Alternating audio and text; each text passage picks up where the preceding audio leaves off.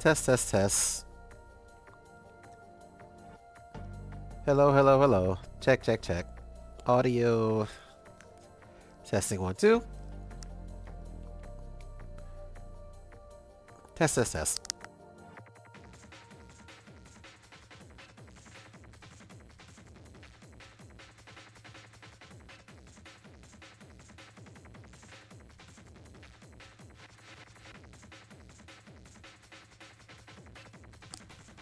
Glad to hear that. Thank you. I appreciate you popping in early. How's it going? Hi. Hello.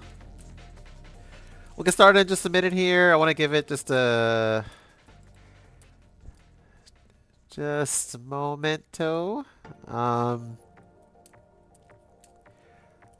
gonna give it like one more minute and then we'll get started. I appreciate you all. Got some stuff to talk about. We're gonna mostly ignore everything on Twitter, as per usual. Um, but yeah, we'll get into the news in just a moment.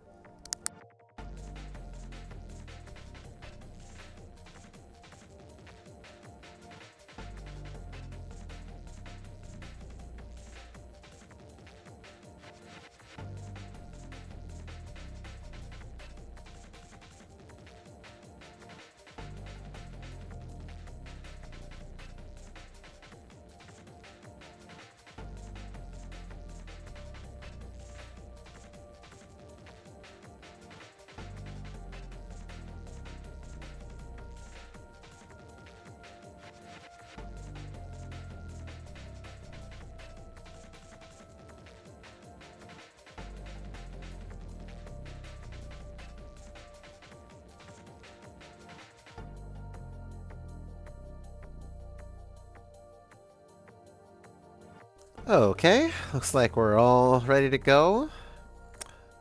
Hello, everyone. Let's switch scenes here. And, whoa, you know what? You know what I gotta do? First thing, let's do one of these. Oh, hey, Asme, how's it going? Good afternoon, everybody. We're here to, we're gonna look at some fighting game news and occurrences, events that transpired over the course of maybe last week up to now. There was quite a bit I missed, and I'm going to issue some corrections and retractions and stuff. So, we'll get right into it. Thank you for the Miku thing. That's hefty. That's hefty praise. Um, all right. So, why don't we? Do you think I should like leave some tunes on in the background while I talk over them? I don't know if that would get. I've been kind of trying to duck around that to see if I don't get copyright popped or anything. um, in the case of preventing dead air, that feels like it's a sometimes it's a noble thing to try and duck around what might get DMCA'd, but anyway, let's get right into it, shall we? Okay, so a little bit of a shill moment real quick before I get into anything else. A friend of the channel is starting a fighting game zine, a magazine called Oki Zine. It's a big old magazine about fighting games that has been put together from several contributors. You can find that over on Gumroad. They have 24 pages of indie fighting games. None of necessarily the big stuff. This is more focused on indie and stuff in the indie space. This particular one is focusing on fighter maker things in particular. There's some great art in there. You definitely want to give this a look if you are unfamiliar with 2DFM stuff, and they got some stickers in there you can get. Digital, this is $3. They have prints that are $15 plus shipping. And they have this Gumroad page, which I will link in the VOD of this, which Don't know why it popped me here, but you can also sub to their email to see when they put out a new one. Definitely try to pick this up because this will probably be gone. This will probably be gone like within days of coming out. So um, shout out to the Okizine staff for putting that out. That's gonna actually that's it's not up on their Gumroad right now because it's gonna come out in 3 days. I should clarify. And hey Reninja, what's up? Yeah, so Okizine, it's gonna be a big deal. 3 days from now. If you want some reading material to keep you abreast of what's going on with TDFM stuff, that's gonna be something you're gonna want to have. A collector's item, as it were. So there's that. We can probably talk about. There was a Google Doc that I believe commentator and player Ultra David put out that was a project where they were compiling submissions for locals just near, anyone who has locals. Ultra David put out a call to, it would be nice if Twitter didn't break here. I might have to switch browsers again. But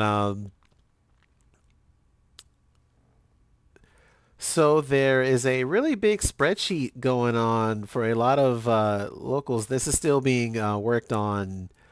There are 290 locals in 31 different countries here. You can find it by either going to Ultra David's account or just searching for FGC locals.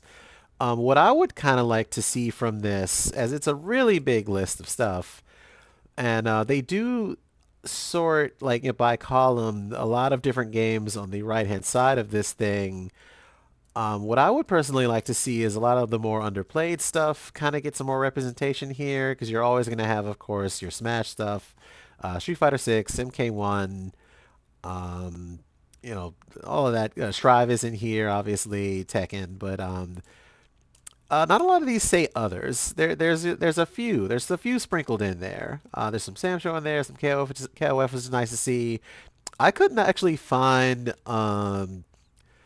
my particular local, which wouldn't actually. I mean, there is Xanadu here, but I have not been to Xanadu in a very long time. I don't see Map Tech on here, which is a Baltimore location. There aren't a lot of Baltimore. There's a lot of Baltimore representation here. It doesn't look like.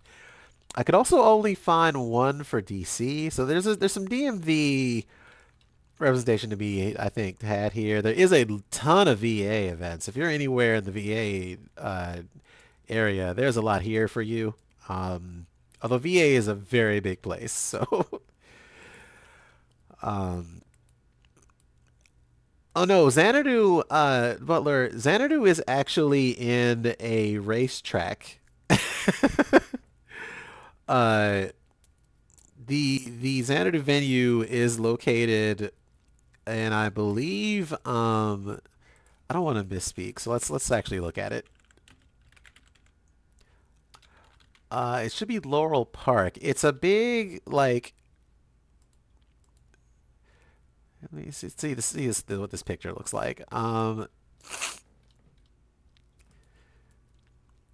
been here numerous times to mostly play like lesser known stuff, but they're kind of bread and butter here is Smash.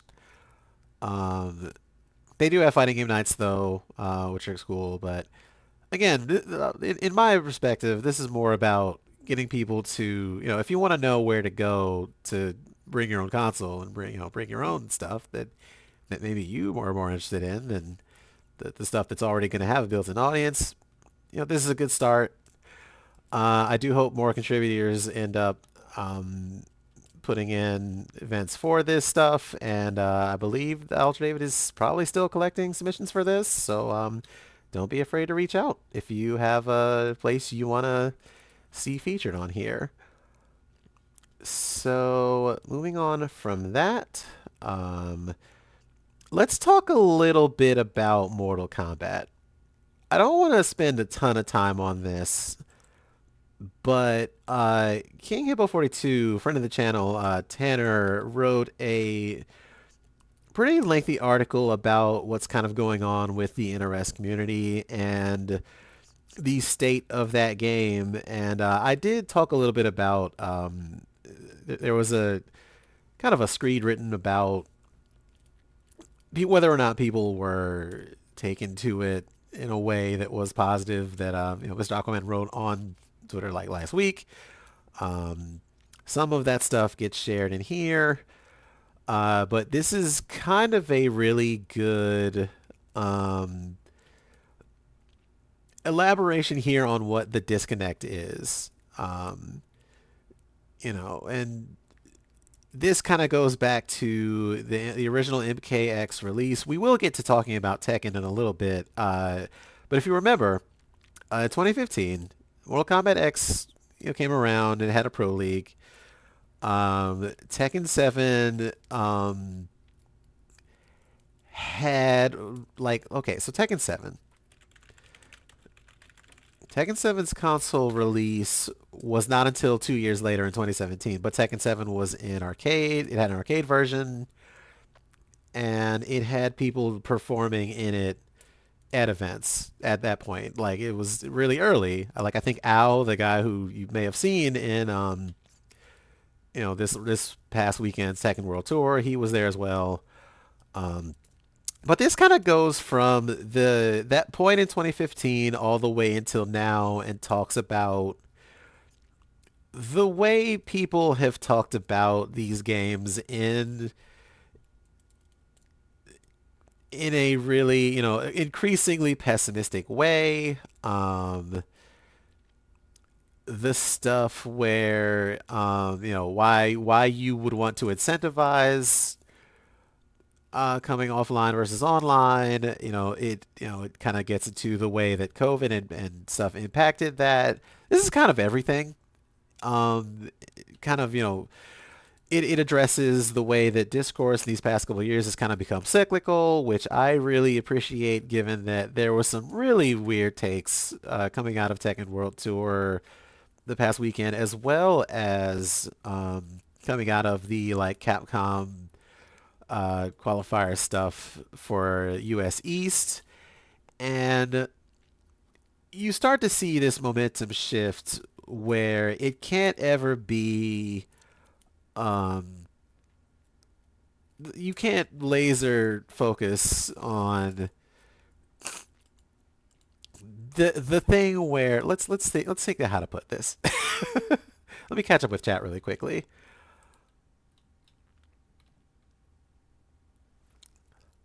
How are y'all doing?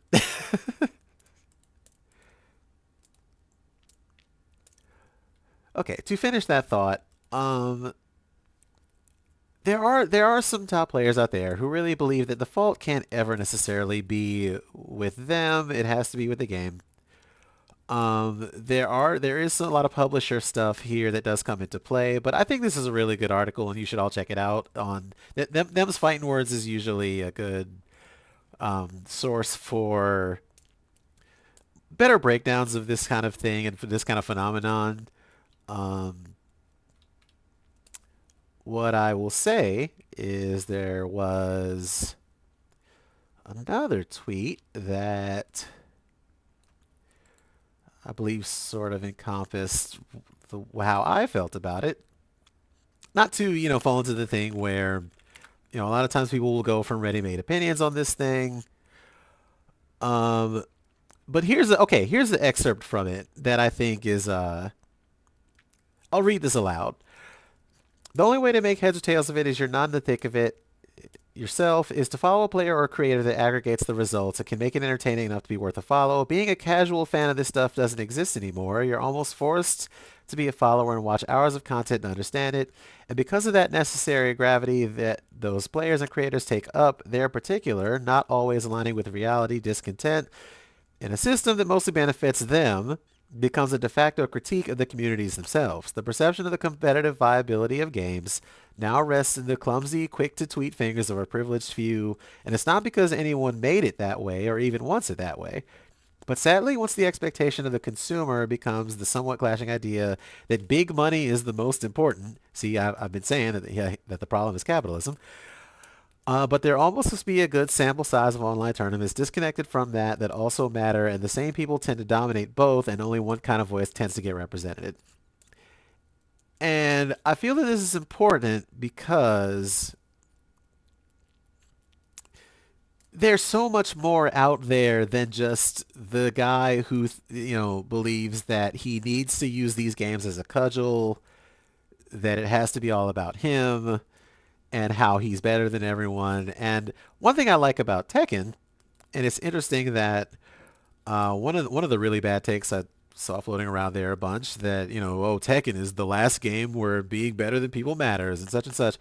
Book, one of the players who was doing really well at Tekken World Tour, makes it a said in an interview during that thing that he makes it a point to help other people grow in it. He did like training sessions on stream, gave critiques and feedback, and I find that really important. I'm not saying that the person who had that bad take doesn't do that. I'm just saying that when it seems like the only voices out there that talk about this stuff on Front Street, when the only ones you see from the outside are all doing that kind of red meat and rage bait and engagement bait, like the tone of this stuff starts to get really rough. Anyway, um, to their point, still Tekken is great. We had this moment here. Arslan finally got the triple crown. Arslan Ash, kind of at the forefront of Pakistani Tekken, really kind of solidified that he is the best player to have touched this game, just on numerous fronts. But this was the grand final. Katarina and Noctis, not characters that I think most people would have expected to be here, really.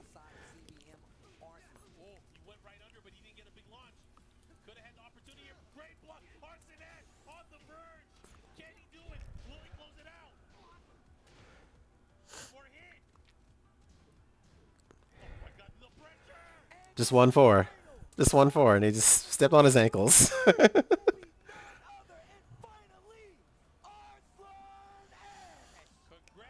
Multiple flags. CBM was playing absurdly well, though. That's the thing. Like, that's a lot of people don't understand. Like, Cherry Berry Mango was also, like, streaming hours upon hours a day. And, CBM was doing real good work. So, you love to see it. You love to see Pakistan really kind of jump out there and become the region to beat in a lot of ways going into Tekken 8. Tekken 8 is coming out in 2 weeks. um, so we'll see how it goes. And I wanted to issue some clarifications from last week about the Capcom DRM thing, as apparently that was not all it was necessarily chalked up to be. The stuff that was anti-consumer was really kind of focused on one game, but specifically that was Resident Evil Revelations 1. They rolled that back to an earlier build, and the news kind of caught on with it. I even got caught up with it, but um, that was not necessarily the full story. To kind of, there's another article I want to grab to go over a little bit more of that. I believe it's on Reset Era. But they talked to someone at Enigma, and okay. A recent Resident Evil Revelations update has been alleged to contain DRM software. Part of why I'm going over this is originally this was alleged to affect Street Fighter 30th anniversary release on Steam, and I do not believe that's the case. This may just be for Resident Evil Revelations. Following an update for Resident Evil Revelations, players in the Steam forums for the horror game made several posts referring to Enigma, a DRM software They actually went out and like talked to some people from Enigma in their forums, and they kind of just had no like there was no real information there and as far as anything that would have directly affected those games. We have no reason to believe Enigma was the behind the problems with the Revelations patch, and the vast majority of mods still work completely fine with the games that have Enigma protection. Um, Two modding platforms enable users to create material for Capcom games. Fluffy Crack says Capcom has been adding Enigma to their games for a long while now. RE5 got it last year. The Street Fighter 6 beta had it 2 years ago. And many other games have it. I've not seen people report worse performance issues in those games or major glitches as a result of Enigma. We don't have a reason yet to believe that Enigma was the cause of the crashes or performance issues in the new Revelations patch. Capcom has shown some anti-mod behavior the past years, for instance with the various layers of protection added to RE Engine games. I don't think this is specifically to target mods, but rather an overall attempt to combat piracy and cheating and modding as an extension. Fluffy Quack says that Enigma only affects the use of mods in a very specific way, and that Capcom has not done anything substantial to prevent modding in its games thus far. uh, they contacted Capcom regarding Enigma, and they will update with any comment or statement. And yeah, if they, I would be curious to see if this does affect the 6th or 30th in any way, but I don't really have a reason to believe that that's necessarily the case right now. This is not to say that Capcom has not been anti-consumer in the past about some of these things, but if you hear any hide or hair of this, please let me know. And so why don't we move on into, let's see if what we got.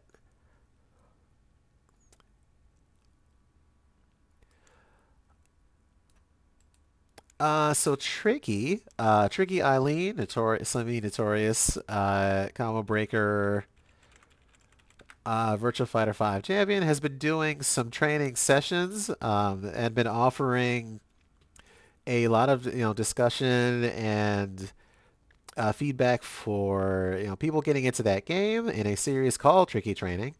You can kind of go straight to YouTube and check some of this out. We're gonna watch some of this real quick because it's very in depth, but it's pretty easy to get into. VF is not a super complicated game as you might think, but let's watch some of this really quickly, and then we'll come back to digging into some more news.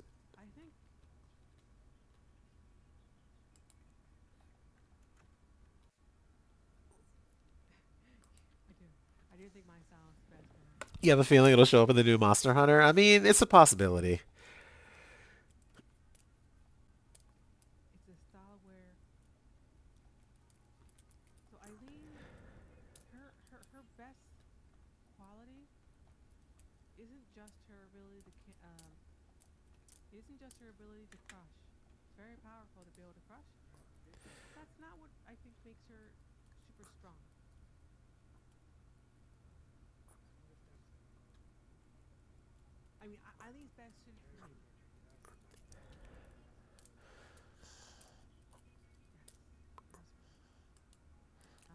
Oh, you were asking, is it since it's looking really likely that I'm going, is it BYOC, bring your own controller, bring your own console? In my experience, most tournaments that have BYOC it's usually both.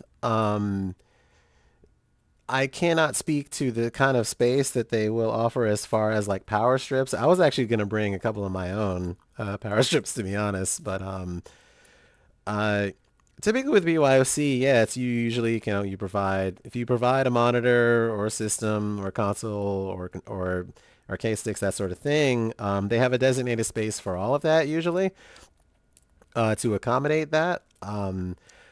If there's yeah, a lot of the times people don't think about the power requirement for that kind of thing, so that's kind of why I wanted to jump the gun in that space a little bit. Um, I will do some more due diligence as far as like what they exactly will let you bring, because I did want to bring like a air purifier and stuff because I'm still kind of paranoid about COVID. That's just me. um, and like a heating pad for my wrist and that kind of thing all sort of needs power. So if I hear anything back in specifics saying that what you can and can't bring, I will definitely let you know. Um, Looking forward to seeing you there.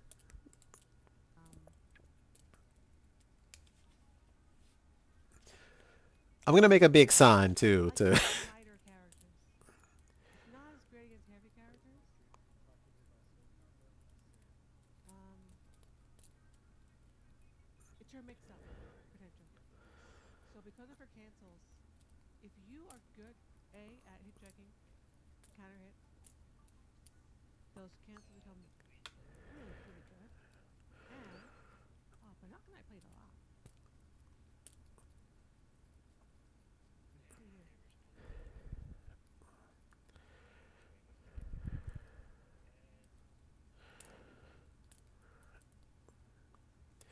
it is one thing that's really cool about the way she worded that is like hit checking and hit confirming are almost kind of two. They're kind of the same, but kind of not. Um, and she does kind of go, "Oh, you were thinking about bringing Steam Deck? I'm sure that they'll be cool with Steam Deck." Yeah. Tricky Training is a really good series. To just kind of jump in the line a little bit, definitely go sub to Tricky Eileen. There's a lot here. There's a new one from 5 hours ago, going into like the matchups with L-Blaze. And if you're still on the VF train, you're definitely gonna want to see some of this. Shout out to Tricky, someone I truly appreciate, who is still making a lot of content in the space. Um, let's see. I did talk about a little bit about this last week. They are still doing some training mode trial editions for Punch Planet. There's apparently going to be kind of easy, moderate, hard, and like really really hard categories for combos for these characters. So there's going to be a lot of information added to this game if you're someone who's trying to, if you've held off from learning this up to now.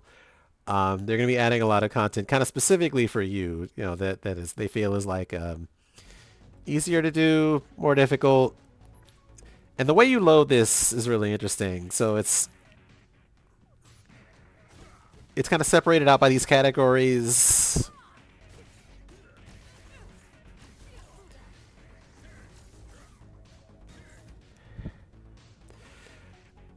And something that's worth, I think, pointing out is, a lot of games that even have, like Street Fighter 6, I think divides them into like easy and advanced, and that's it as far as combo trials. But this is stuff that also seems much more viable to just bust out in matches. Like this is, these are combos that are put in by people who have been playing this game for a really long time. So, um, Punch Planet is still pretty good.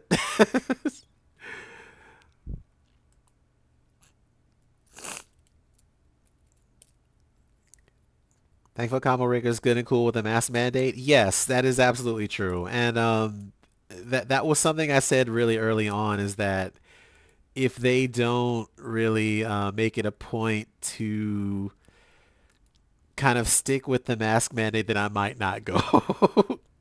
So, I'm still going to be masking and taking precautions regardless, but I am glad that they're still, harping on that point because you don't want to be a super spreader event. You don't want to infect anyone who's immunocompromised. You just don't want that. So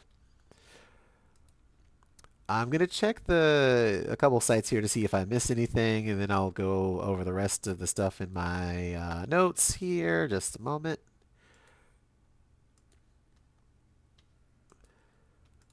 Excuse me.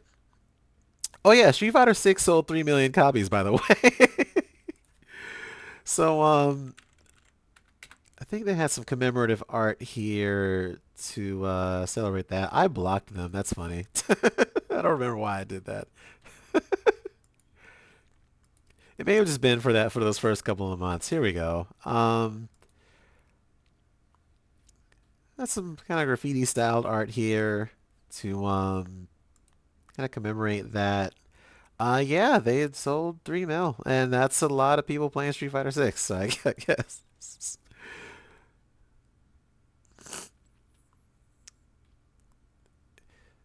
And they're doing a soundtrack thing on vinyl, which is interesting because I don't know if that's gonna incorporate the music that they added from like a different team. Like they had a free download of music that had like it was like Styles P and the Locks were on there now, and like there's Griselda songs in there. I don't know if this is gonna incorporate that. I'm sure this link has all the info you might need for that.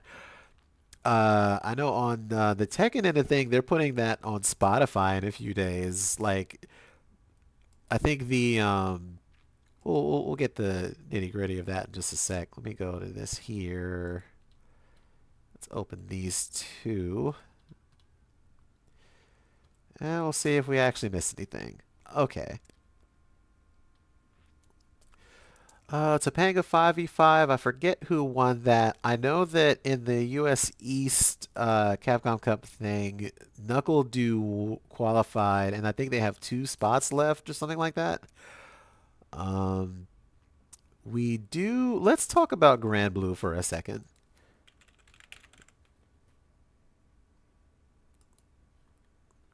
For just a second, not a long time.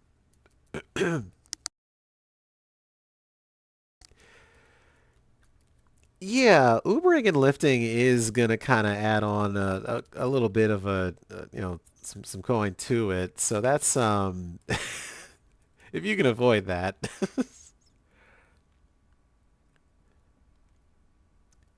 I thought there was there. I'm looking for the English one here.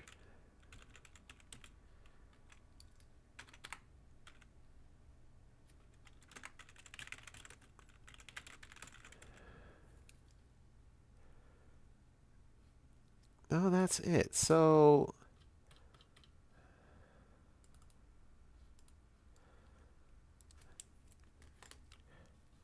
they had an official tweet about Nier that I wanted to talk about, and now I'm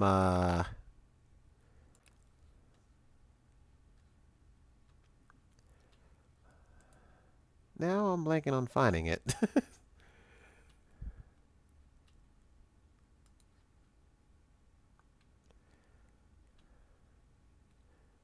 Oh, this should be it.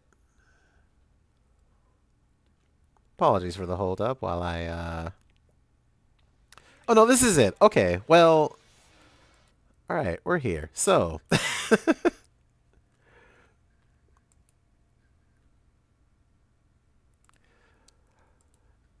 so yeah, I haven't seen a lot of fighting game uh, devs or publishers or anyone do this sort of thing.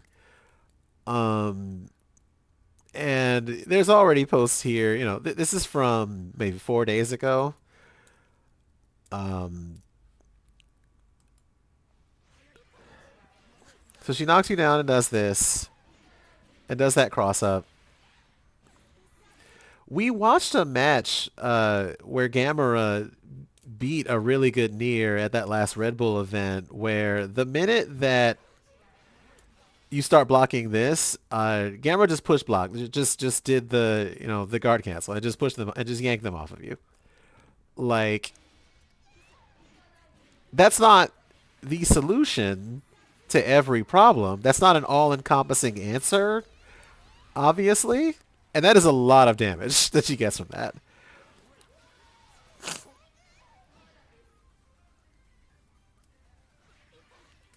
And they do say like escaping with brave counter is an option, and she can obviously bait your brave counter. It's a mind game, right? Because much like most puppet characters, you want to watch the point character. It's like watching the point character in a Marvel game where they're using the assist to mix you up. Um, but again, these are basics that they are giving beginners. And the allegation that they're not reading the room or that they're doing some kind of subterfuge here is just kind of funny to me. Um, Because that does not seem to be the case to me. Anyway, um, so a new character came out. Let's watch some Lucilia stuff.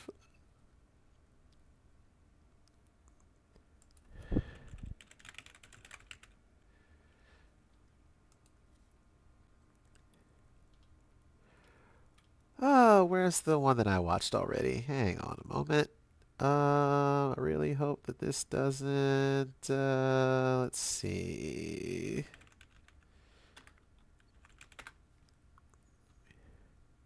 Here we go. All right.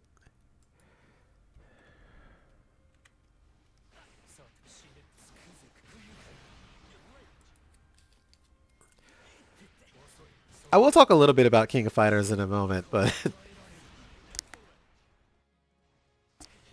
it might not be the King of Fighters that you expect me to talk about.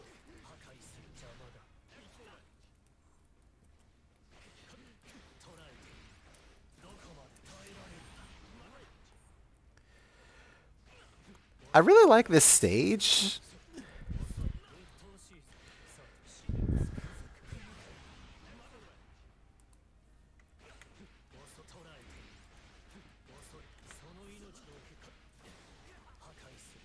Oh, let me move my head. I'm sorry.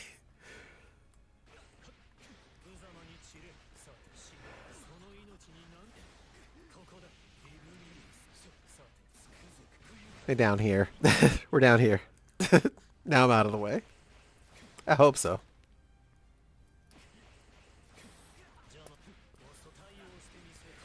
Yeah, I did see they changed some stuff from the way that he was in like story stuff. So maybe they got some feedback there and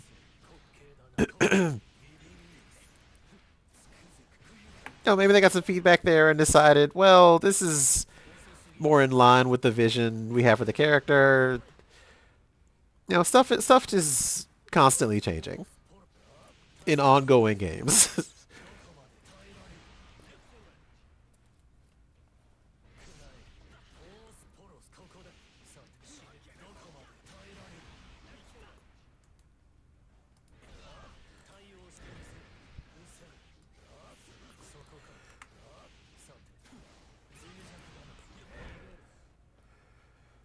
All right, so these are combos that use meter.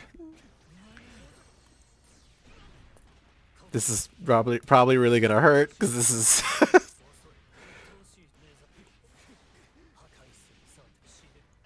it is kind of violent, isn't it? Yeah, round trip.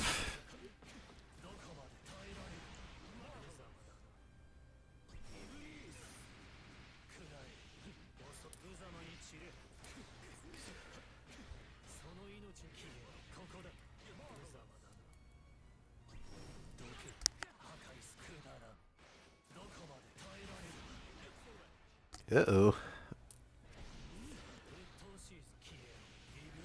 Oh, there we go. Sorry, OBS was kind of chugging there.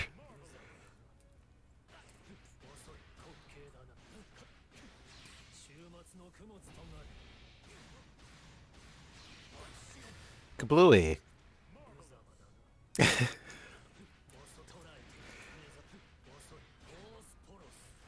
Osporos. Did y'all play that Relink demo? Did you like it? I played that the other night. I thought it was pretty good. I kept saying I wanted to play as Cat, though. Like, you're only playing as Grand. And I'm like, well, this is not... This is not the wave. Oh, Kablooey. Yep. That's what I wanted to do to Gran at the end of that demo.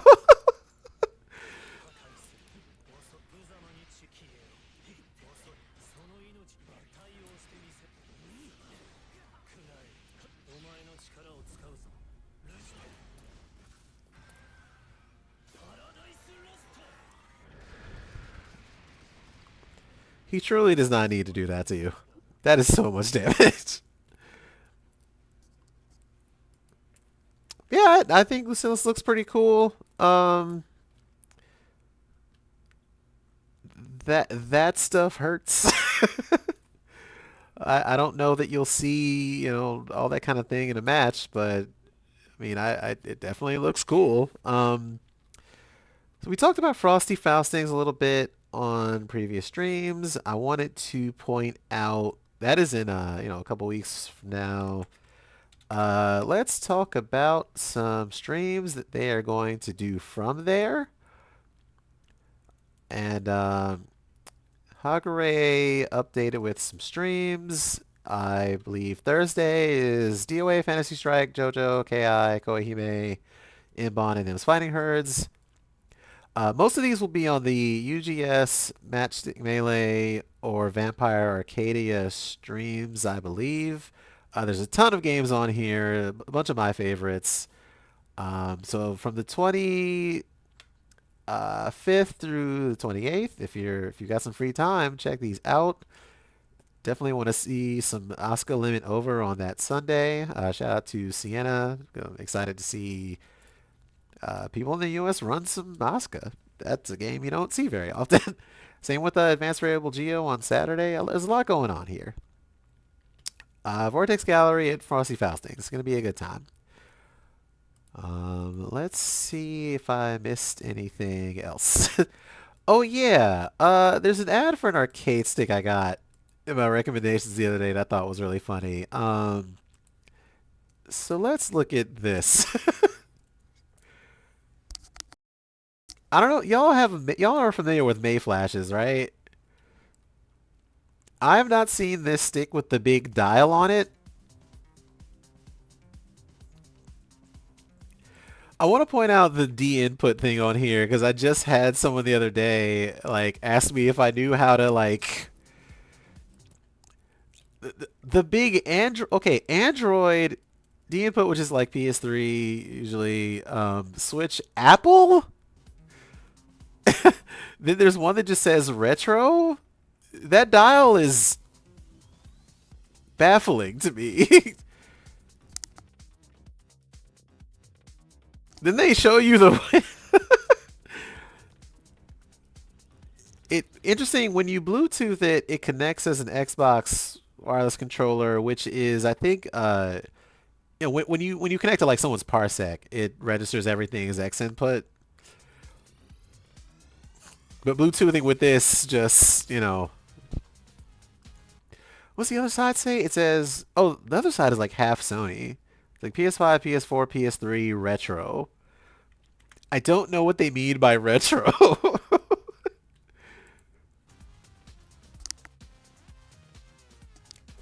Yeah, just do Luke stuff with it. There's okay, one of these is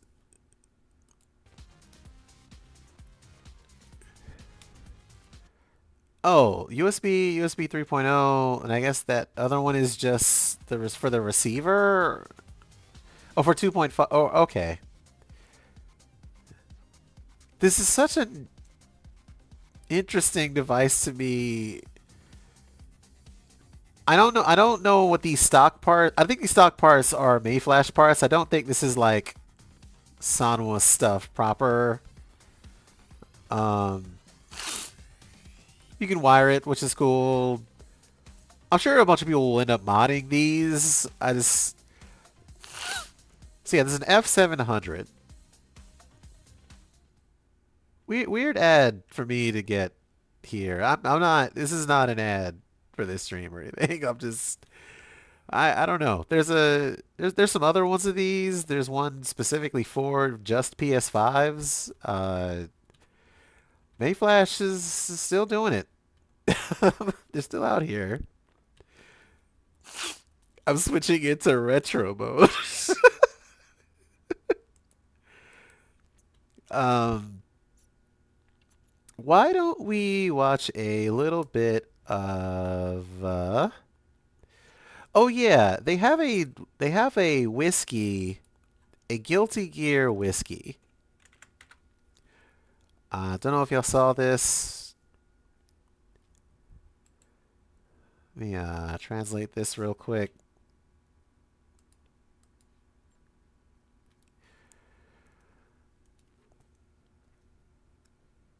Guilty Gear series and Saburo Distillery whiskey will be sold by lottery from January 18th. That's in 2 days. Limited to 1,000 bottles. They're only making 1,000. They got a dizzy design on the label with a sweet and long aftertaste.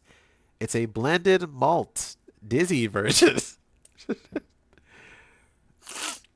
The label featured Dizzy from Guilty Gear. Her upbringing, which is half gear and half human, is expressed through a blend of Saburomaru unblended sake and British malt unblended sake. This is for people under. This is not for people under the age of 20, by the way. So you know. Uh, so look at this. It kind of reminds me of how there were those MKX beers that you probably can't get anymore. Um, 700 milliliters, 50% alcohol content. um, Tasting notes. Aroma. A mellow, sweet aroma derived from sherry barrels with a fragrant smokiness. Sweet elements like caramel latte, rum raisin, and apple compote. Taste. Warm sweetness and malty aroma. Elements from peat flavors such as blueberry jam, banana cake, cinnamon, and white smoke round out the palate. The aftertaste is sweet and long. Comments. A coexistence of the gentle and sweet nuances of sherry cask and the rugged character of peated whiskey. That's Dizzy, baby. When I think of Dizzy, I think of the smoky hints of apple compote. Hey, Jasmine, what's up? We're just talking about Guilty Gear whiskey, I guess. Okay. We talked a little bit about Tekken World Tour stuff. Um, another correction I want to issue. Let's talk about Yatagarasu for a second. Because I went and looked at the original Indiegogo for that, and someone made the point that the devs didn't necessarily take the money and run. Like that's been a common like criticism in the way that people criticize this new one is that oh well they took the money and ran. Like that's not the case. The criticism is that if you go into their stretch goals for the very first Indiegogo they did, the first one in here was for GGPO. I'm trying to find the GGPO part. Here we go. All right. So these parts were just the custom rewards were just you get the deluxe pack, yada yada, everything in the deluxe pack, custom voice packs, whatever. Um, in the event that we exceed our funding target, we'll be able to add even more cool new features. Da da da. The first stretch goal they had was GGPO or rollback netcode. It states here, please note we have not fully tested GGPO yet. They, as of 2014, when they were doing this, had no grasp on the software. Um, and implementing that, it may be soon as a few days, but that's kind of a big claim for, if you're unfamiliar with adding that. We watched a lot of, maybe not a lot, we watched a couple of videos from GDC on a past stream about what it actually takes to implement that stuff. There's an article about inverses I talked about, which goes over, adding that to a game in midway through development. It's really not that easy. um, I say this to say that the take the money and ran part is kind of weird because they did get a lot of requests to do this. But them coming back with a game and not adding it is still kind of whack. But that's not really the case of they didn't like every other goal here they hit like all of this. So them being on Front Street at very least and them saying we don't really know how to do this. It is possible we may encounter technical problems that will delay the release of the game. If it looks as there will be significant delay, we will release the game first without it and then add as soon as the implementation is completed, like, yeah, that's a situation that sucks, but that doesn't mean that they just kind of, hauled ass with the money. They hit all of the rest of the goals. They did that. So, I feel like people could be more on point with the criticism. It's kind of making it sound like something it's not, even though what it is not great. There's still a better way of talking about that dev and what they should be looking at if they want the new one to, to be a game that is received well. You can talk about it in a way that takes into account um, that previous game and this new one without being like, well, actually, see, they also had a tweet from last week too saying, we are very sorry that the rollback code and consumer and device compatibility have not yet been realized and it is taking time. What we can say from the results is that it took 9 years to add characters from AC, and our development team's development speed is extremely slow. It's sad, but this is our strength as it takes time, but we will continue to develop it at the least. So they're going to keep working on it, which, people responded in the obvious way, but that's, if it's not a huge dev team, then you can really only hope but for so much. Like, I will keep this game on my wish list, because I am curious to see what it ends up playing like, if it's all that dissimilar, but, you know, you take these things into consideration. Like, I've had conversations with Matrified, developer of Murphite, and he's one guy, and what that workload is like, and like, not every use case is going to be the same for every game. So, yeah,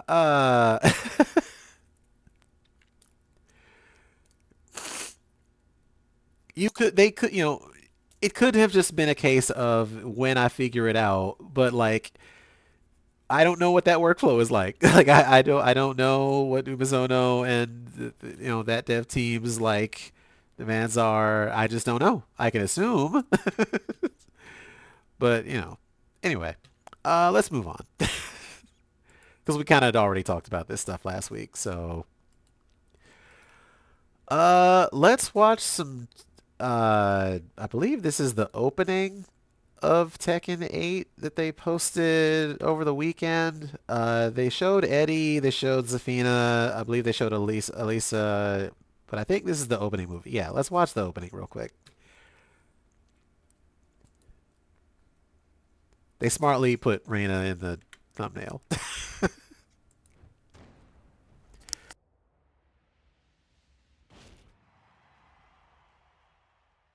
How many times do you think you've seen Jin and Kazuya punch each other at this point?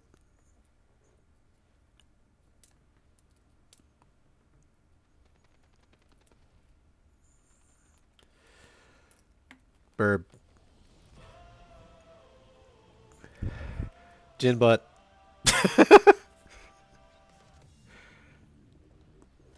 You son, how dare you have a butt? I'll throw it into a volcano. Probably.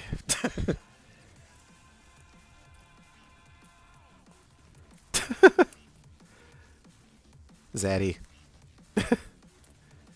Other Zaddy.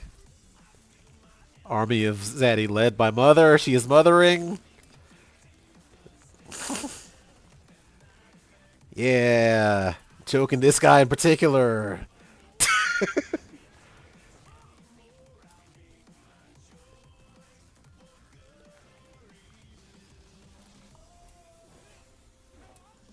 Yeah, everyone's a type of common rider.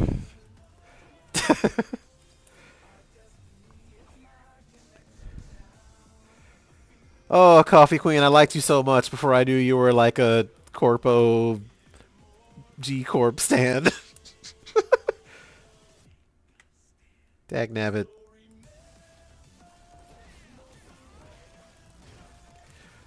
It feels like they're taking some Mortal Kombat Armageddon notes in this particular part where they're just like, time for everyone to fuck everybody else up. Shoot him. Rocket punch. That shot of The shot of Xiao Yu and Bears posing goes kind of hard. Yeah, Paul and Law, I guess, are just going through some disputes, some legal trouble, and I guess they're warring about it. Yeah, MK Armageddon version. All right, there he is. You know who it is. You know that instrument. Y'all know that instrument, right?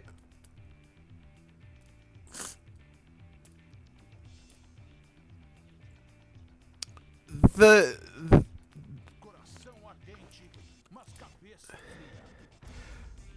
I won't go. Yeah, it's a marimba. I won't go over the discourse about the hairstyle because people already kind of made all of the pertinent points about that. But I will say I hope he gets like an alt with the dreads or with some other options because we have seen a great deal of that sort of that type of hair, and it is based on one specific model who they are clearly influenced by, but you can do more than that. Just a moment, sorry. Okay. So they showed that opening. They also did a bunch of trailers for character specifics. Let's go ahead and watch Zafiner. Did we watch Zafina's one already? I don't think we did on this channel. So let's just watch it.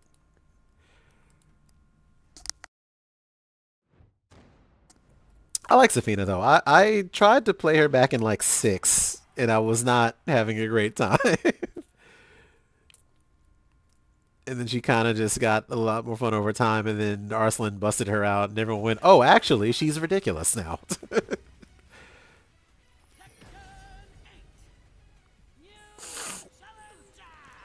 Lindhart calling these people new challengers.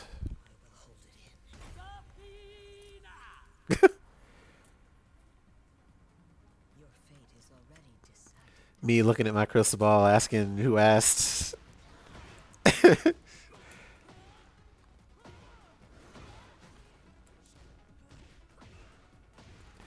Sfina was lucky Leroy and Fakaram existed? You mean just in terms of like balancing? I mean, I don't know if it would have changed all that much if they. What would they have really even like?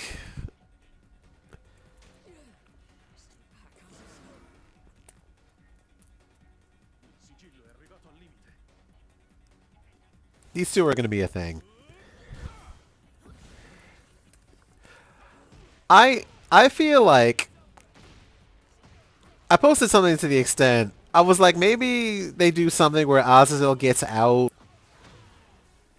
again, but or like takes over her body and then she becomes the final boss. I don't know if they'll do anything that cool, but I think that'd be neat. Make a big dragon lady. I can't control it.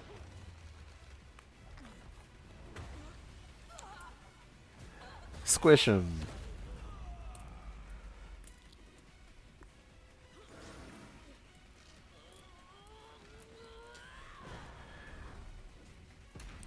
Yeah, I don't know. I think she looks neat.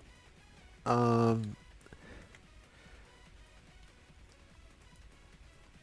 Gravity squeeze.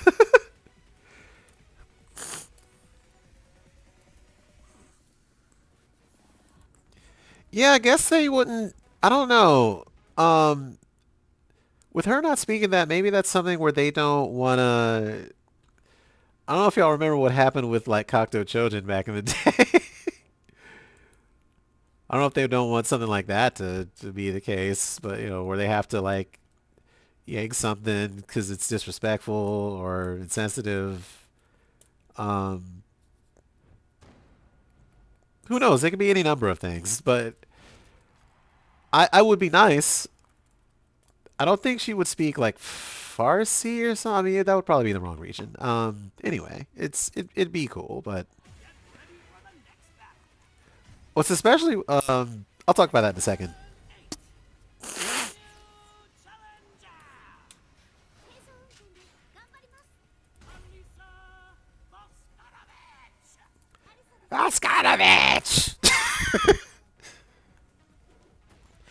Now you must die.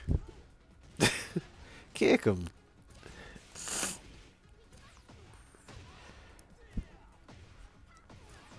I like how scary she is when she's just rockets at you every single time. Damn, did they give her her old down back three back?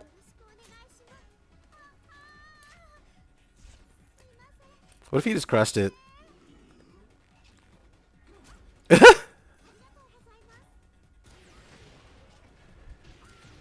Fighting in space. That makes sense for these characters and no one else. It'd be funny if you could only fight on this stage if you were certain characters.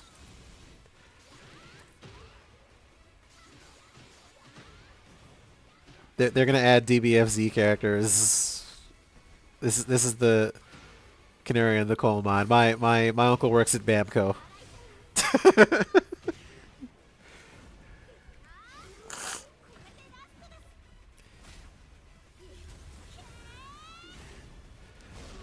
Right in the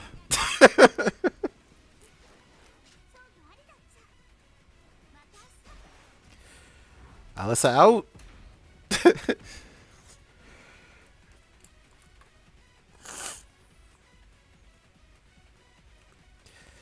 Yeah, 26, 10 days from now. You'll be doing that to people. If you know, yeah, the most DOA. Yeah, like it's getting real DOA-ish in here. I'm not against that.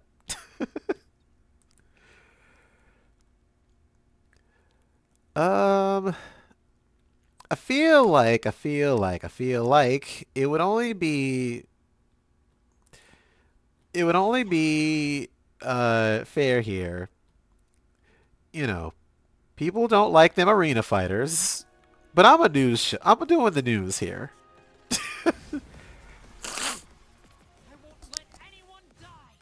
They got this fighting game, this Jujutsu Kaisen fighting game. It's one of them arena fighters that people have mixed opinions about.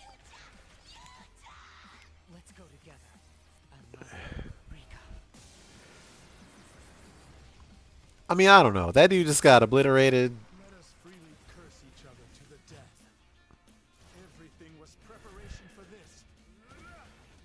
Like, I'd play this. I'd throw centipedes.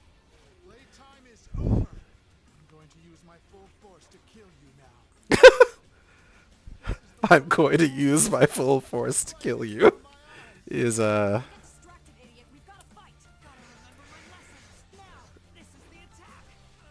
This is the attack.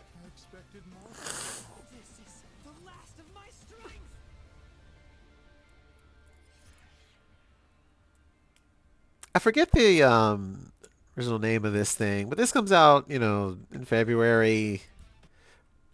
Um, these games get more hate than they deserve, obviously. Um, oh, Bloody Roar, yeah. You're talking about the up kicks, the Shenlong, the I'll kill you. um, yeah, I don't know. Jujutsu Kaisen got a fighting game. It's a fighting game. Those they got a collector's edition. They got one of these things. You can get that with it. I have not watched this show.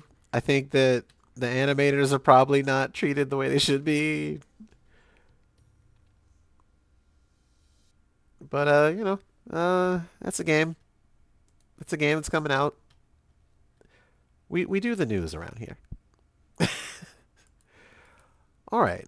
One correction from last week. I said that the Street Fighter 6 KO Cup thing was going to be in a subway station. I was wrong about that. It's not going to be held there. It's going to be held at Tokyo Big Sight, which is you've probably seen this place before. Let's It's at Tokyo Big Sight, which is that one building in the back of like Aquapaza and a bunch of other games. Technoblood Esports. Technoblood.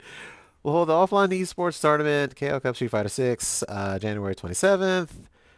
They're doing that like right during Frosty, so obviously I'm probably going to be preoccupied. Sorry to say. 224 applicants, 9 invites. It's going to be at Tokyo Big Site, which let me show you what that looks like. If you've never seen it, you've probably seen it in a reference in a bunch of stuff. They have Comic Het here. It's that one. It's that thing. It's that thing. It's this thing.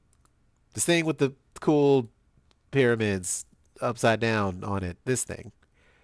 They're having it here. Does Famitsu still have a magazine? Probably.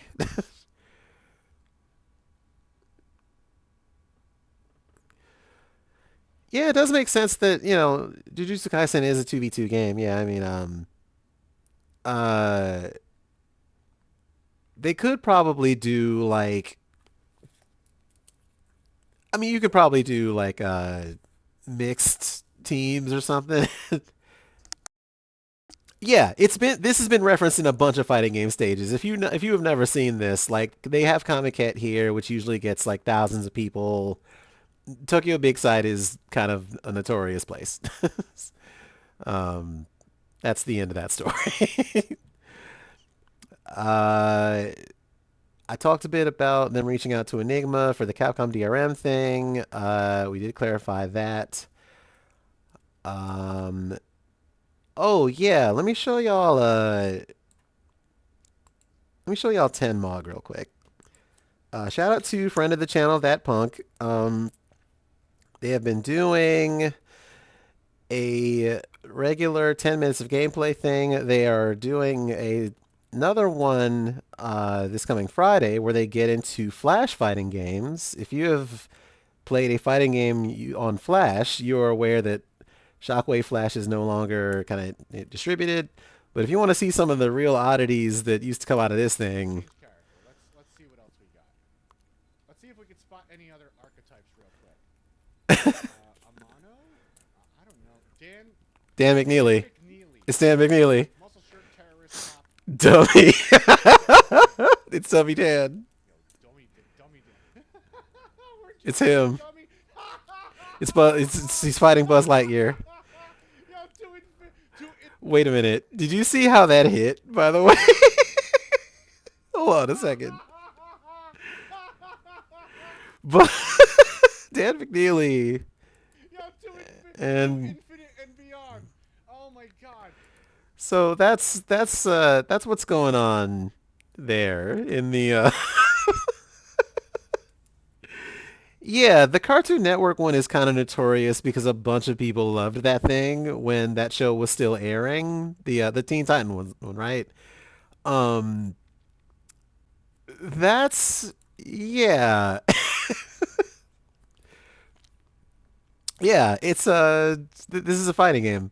This is fighting games. This right here. It's Dummy Dan and he puts away a gun. He puts away a gun, the dummy, into a non-existent pocket to fight Buzz Lightyear. This is truly fighting games.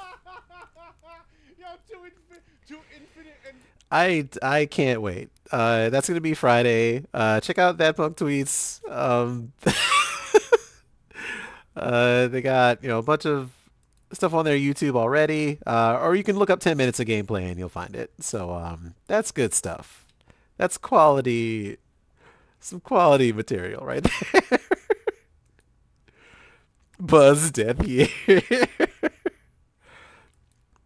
I hope you can fight Buzz Life Year. That's oh, also in the realm of fighting games that maybe haven't been explored in ways that they should be. Me and a friend of the channel did some unearthing of, well, this was mostly transmade. This is mostly IV of the Time Stoppers and JoJo fan. Ultraman the Ultimate Fighting is a fighting game that is comprised of sprites taken from a bootleg Ultraman fighter and only ever released in Thailand, as far as we can tell. We found a backup of it on an archive, and Ivy's been trying to get this up and running. If you have any knowledge intimately of getting games that are not meant to run natively on Windows that are from Thailand and are mounted on CD-ROM, if you've got the technical savvy to get that playable in a net play fashion, or just want to maybe help out with getting this to run at Combo Breaker, I would absolutely be interested in hearing from you. Because let me show you some footage of this thing so you can see what we're working with. This game is, by all accounts, batshit, and this is the only video uploaded that we could find because it's from the channel with 43 subscribers that goes like it's like Hello Kitty Online Thailand uploaded this. This is the only known footage of this game that we could find.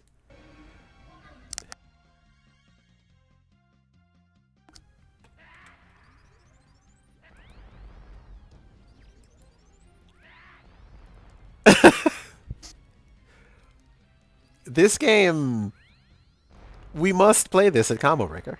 We simply must. Yeah, this is truly classics fight game on display. It has move lists when you pause it, but we couldn't get past. Like, I couldn't make it past the title screen. Ivy got into matches and they have a move list when you pause.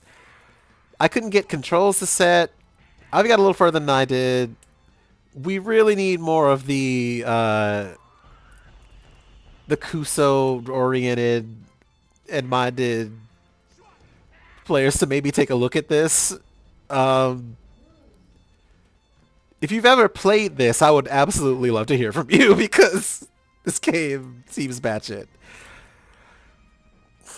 It's based on a bootleg of an Ultraman Taro game that just happens to have a lot. It happens to have a lot of the monsters in it and stuff, and just it probably plays in a really funny way. Is what I'm trying to get across to you. K Price 2. I'll explain the Teen Titans thing in just a second, but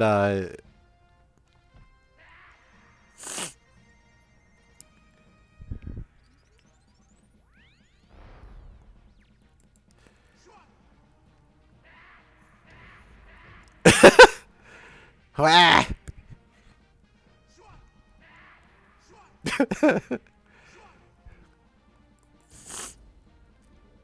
Oh, what's he doing? Oh,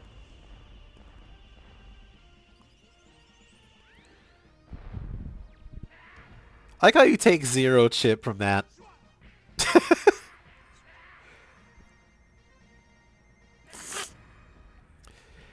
Yeah, the Gigabash stuff seems really cool. I actually unfortunately don't own it. If I get this fancy job I'm trying to get, then maybe I'll indulge, but that didn't even do that much damage. Oh, I like how it like triggers the little like siren sound when you're at low health. Well, I don't like that because it's gonna happen every round.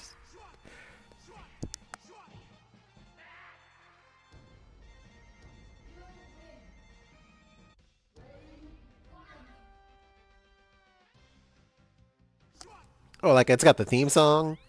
Ultraman, Ultraman, here he comes from the sky.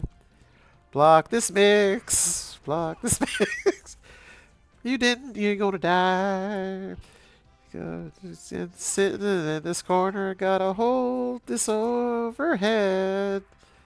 That's the life of Ultraman.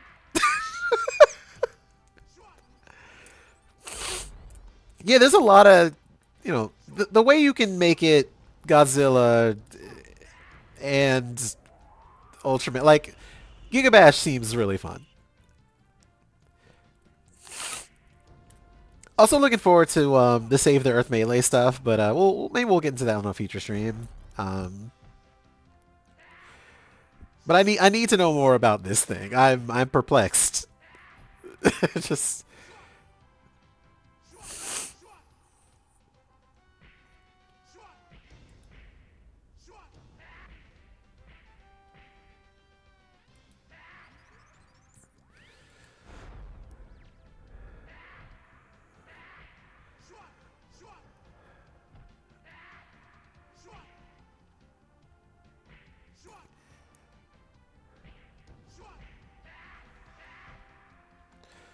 all right. Got a couple more stories to get into here. Just this gave me a good ample time to go over my notes a little bit. So thank you for indulging me while I kill time for a second.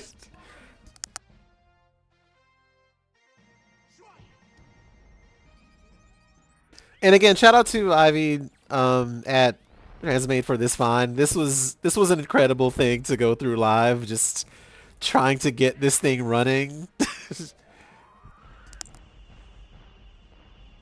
To be clear, it does not run on Windows 10 that I can tell. Like the graphics will basically appear destroyed. You have to run it in compatibility mode for older Windows. The same dev team had a game called Moon Trick Kid: The Ghost City, which was an educational game about drug use that played like Mega Man X, and we couldn't get that running because the level just wouldn't appear. So you would just start walking and fall into pits. Such is the state of video games from 15 years ago made in Thailand.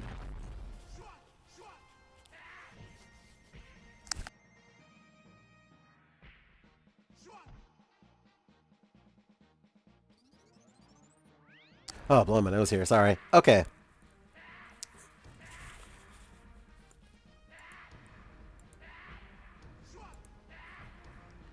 In the Final Wars Gigan rating room, I see. I think I know who you would want to talk to about that, but I'll let you know if I hear anything.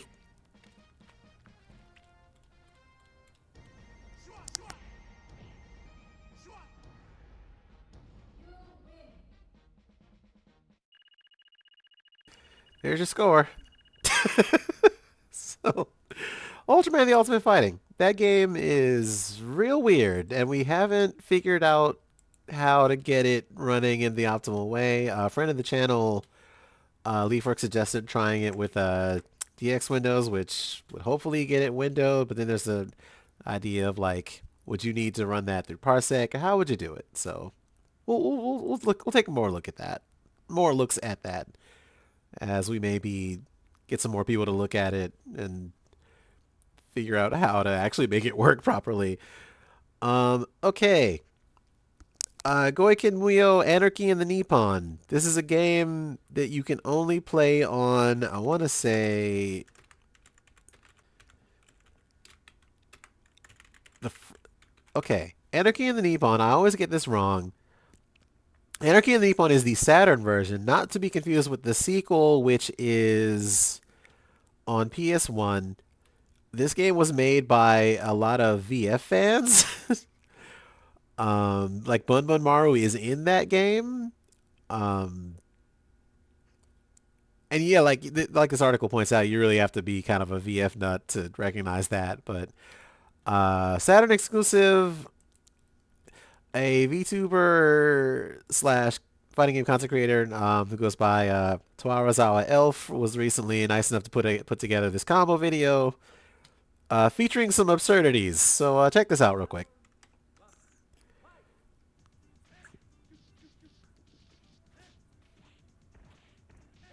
Your whole life bar.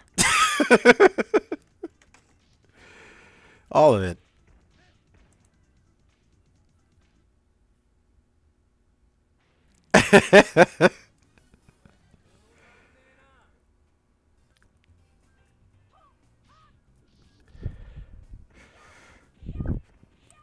This was their vision for the they wanted to make their own VF and then they did.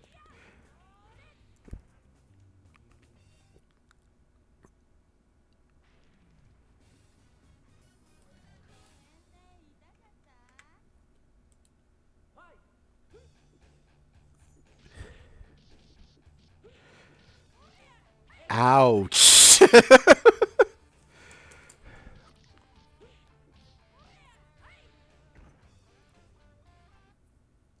Truly don't get hit in Goiken Muyo.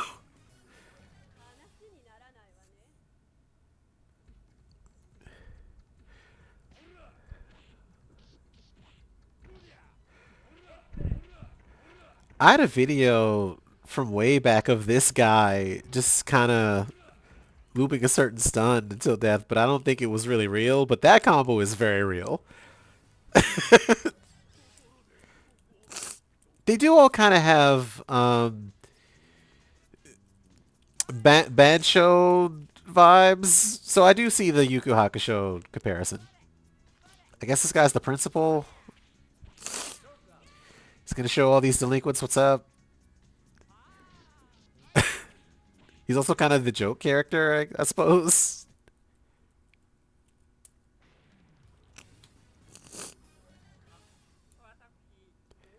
Ah, my business card. I see.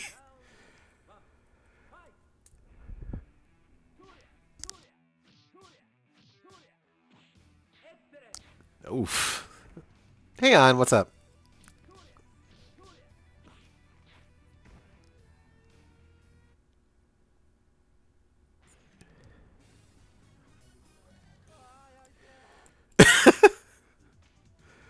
The guy seemed stressed out.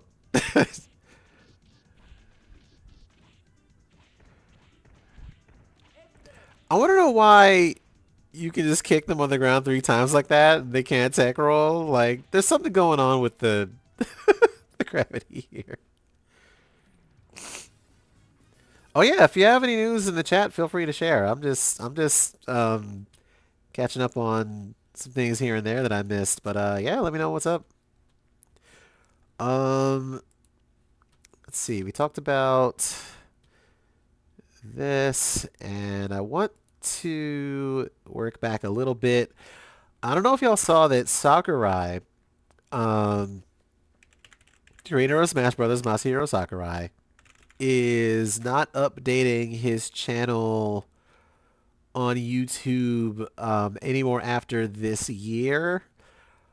Um, People are, talking about its relationship to Smash and stuff, but he had a community YouTube post kind of talking a little bit about his decision making in that process and deciding that, let's see. It's a bit late to be saying this, but Happy New Year. I'm planning to wrap up Masahiro Sakurai on creating games sometime this year. Until then, I hope you'll stay tuned. Um, Not a lot of detail there as to why, but he does have a lot of good info here about fighting games. I do kind of want to revisit this real quick. Yeah, and by the way, before we get into this, if you want to just share that in the chat, I can go ahead and link to that. I kind of didn't want to go into my Twitter notifications at the moment, but I'll tell you what, we'll watch this 4-minute thing and then I'll check on that, okay? All right, do competitive games have to be complex? Let me make sure I got subs on here. 現在の対戦ゲームに飛び込むのはなかなか勇気がいります。ゲームが複雑すぎてついていけないと感じる人も少なからずいるのでは。観戦してもルールとか意味がわからないとか。では、対戦ゲームはシンプルに作れないのでしょうか。例えば対戦型格闘ゲームにおいて Let's consider competitive fighting games. Let's consider them. Let's take them into consideration. 歩行もできず、パンチを一種類だけ繰り出せる。これでは You can only throw one kind of punch. ボタン連打するだけでつまらないですよね。そこに歩きを入れる。一応 Now we walking. という概念が出 We てきた got がまだまだです。そこでパンチとキックが放てるようになった場合、キックの隙がパンチより大きく、外したら攻撃できるなんて感じにすると、少し Recovery. Interesting. ジャンプができる、 Jumping? What? ガードができる、 Blocking? 投げができる。 Throws? ゲームをどんどん奥深くしてしていきます。Mechanics. マリオブラザーズを対戦ゲームとして捉えた場合、面白いですが、これでずっと遊び続けるのは難しいところです。対戦格闘ゲームが出てきたとき、少なくともそれまでのアーケードゲームよりやれることがすごく多く奥深いと感じられました。それまでのアーケードゲームというのは大抵の場合1ボタンで1アクションです。強いて言うなら Don't know about elevator action. 特に初期のアーケード対戦格闘ゲームとしては1984年に対戦空手道という作品が出ています。 We doing 対戦 flips? 空手道ですが、システムは同じようなものです。なんと20種類以上の技があります。 At some point, I'm gonna bust out IK, like International Karate Plus, and start showing people some of that. Um, what do you what do you mean about the IGN reviewer part? I'm curious. Also, these guys are definitely in Mugen. You can absolutely find 1987年の some karate この champs. 段階では技を出すのが難しすぎ、ただ操作をさせるだけでも精一杯。駆け引きを感じるのは少し難しくありました。楽しかったですけど、その段階においてもすでに使いこなしはともかく技は多いわけです。単純に一つのパンチとかキックを繰り出すだけでは成立できない。もちろん格闘ゲームの火付け役は Obviously. ファイター2ですが、しっかりした駆け引きが設定され、多くの技に役割が適切に振られるとものすごく奥深くなるわけです。ではゲームは奥深さを求める This is と important. いうと、もちろんそれだ This け is important. This part right here. All games should strive. This doesn't necessarily mean that all games should strive for that level of depth. ではあり You ません。 can make the kind of game you want to 進 make. めることだって大事だけど、何百回も遊ぶことに耐えられるものであれば、多かれ少 I な don't know か about れ MOBAs though. I don't. システムの深さが必要になってくるのでしょう。 This is Apex. 広く深くというのはさじ加減が難しいです。私の制作の目指すところでもありますが、それでも感じ方はいろいろあるのでは。歴史を繰り返してきたジャンルにおいて、さほどの駆け引きを生まないのに、複雑なルールがあるということはたまにあるかもしれません。制作にもプレイにも慣れてしまうと、それを当然だと思ってしまいがちですが、開発開始のたびに、システムやルールを毎回見直すことをお勧めします。私も毎回見直しを行うため、スマブラのジャンプ仕様などは毎回違いますけど、全部違います。要素が複雑になるのはある程度仕方がないですが、当たり前を当たり前に思わない姿勢は必要で This す。 is also important. Approaching your givens as if they aren't givens. Like, is something that's more of an execution check in one title, does that have to apply everywhere? The answer is no. Um, no, exactly. Like that's the thing. The cartoon guys from Sakur's presentation. Oh, K Price. I don't really know how the interview went yet. I'm still waiting to hear back.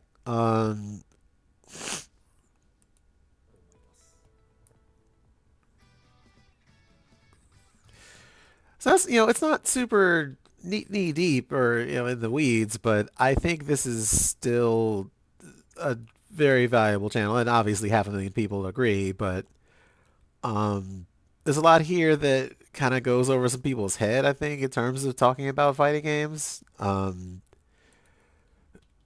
I don't want to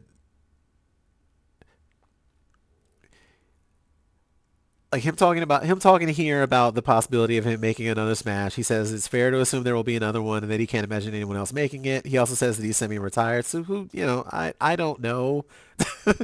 I can't say one way or the other, and I kind of don't want him to, if that makes sense. Like I think Smash is fine, but platform fighters are in an interesting place where they kind of don't need another one. Yeah, exactly. Let the poor guy retire. He's been he's been working his ass off for this stuff. Like, what else can you even do? What's even left? uh, Anywho,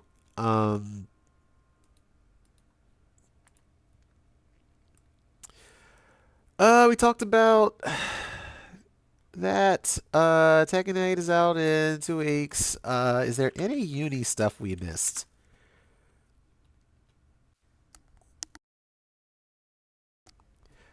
Oh, yeah, I've actually never seen this Kaguya trailer, I don't think.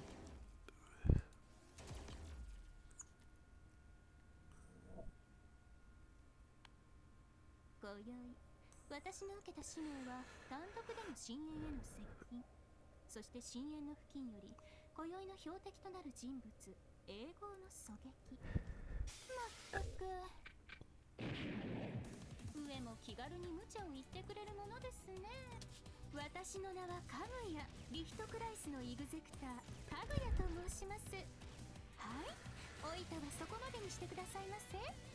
イグジスを荒らす悪しき行いは見過ごせませんから、ご理解いただけます？ She's gonna have a lot of people playing as her. 心清き者には無害ですから。鮮やかなりその見姿されど乗車必須の断りを表す定めなり。私の手にかかればこの程度きれいに片付けてみせましょう。 Yeah, I don't know. I just realized the 1 through 9 thing. Is that a reference to how many, like, what the lobbies are going to be like for that? Hadn't really considered that until now.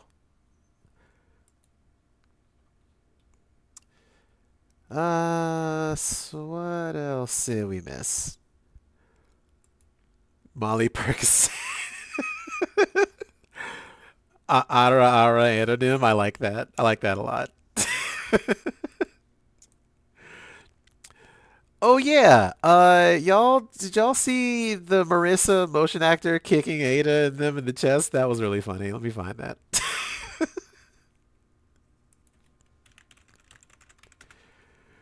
Like they went to a couple of Street Fighter 6 players went to go talk to the lady who what did the mocap for Marissa from Street Fighter 6, and then this happened to them. He has padding on. Even with that, it's like you don't want to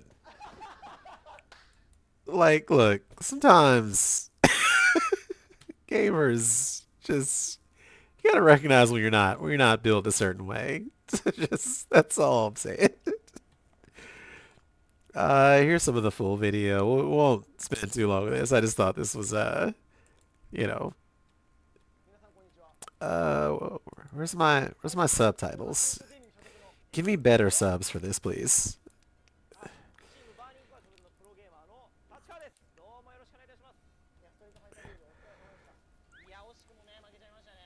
All right. So they lost the Street Fighter League. So they're like, you know what? We got to go to the source.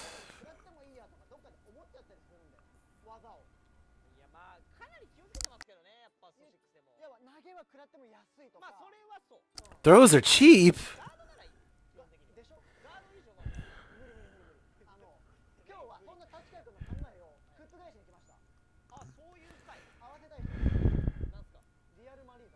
It's the real Marisa.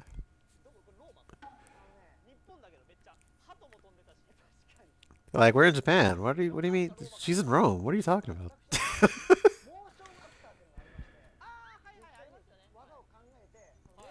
Dies instantly.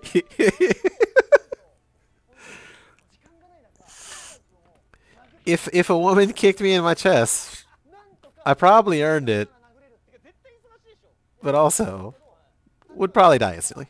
Probably.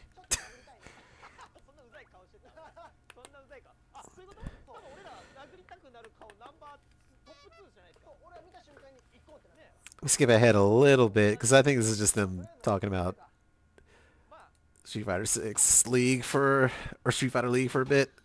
This is her though. This is real life Marissa. Excuse me.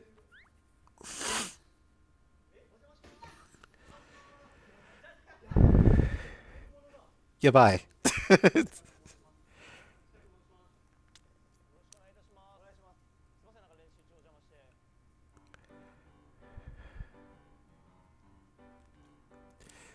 She has absolutely got hands. Like, she's in Bellator, I believe. I'll check out the link in a second. K Price, you're talking about a kick to the chest. Like,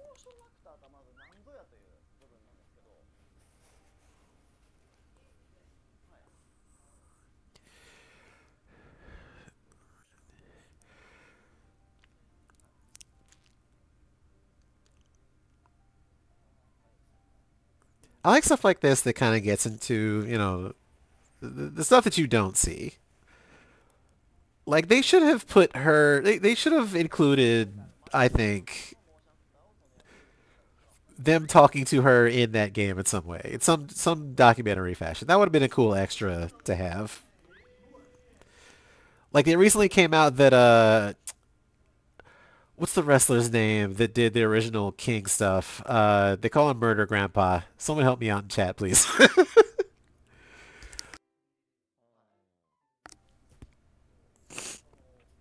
Because everybody thought that that was Okada, and I know Asuka did all the Vanessa Lewis stuff, but I'm blanking on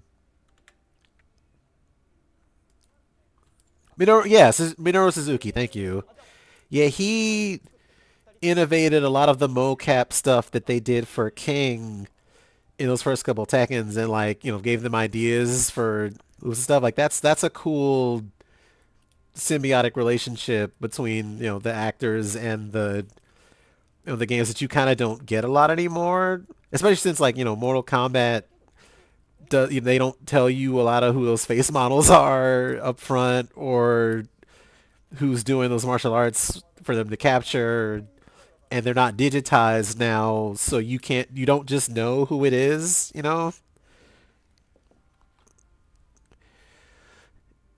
Yeah, also that too, sleep mode. Yeah, she's out here driving packs people for real, okay? She's driving packs you IRL. Oh yeah, no, that's absolutely true. Is the thing is they'll put the celebs on the boxes for these things, but a lot of people don't know her name. You know what I mean? It's stuff like that that I think is. She said she'd absolutely hospitalize you. Damn.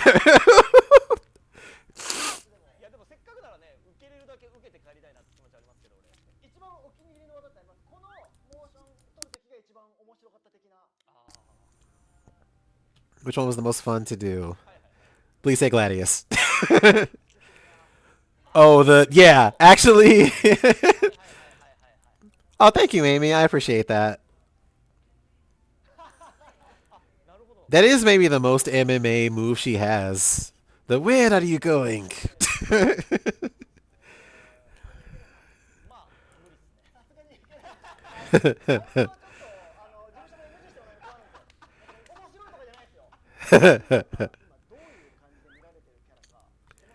Oh, this is interesting. Yeah, is she aware of the way people think about Marissa?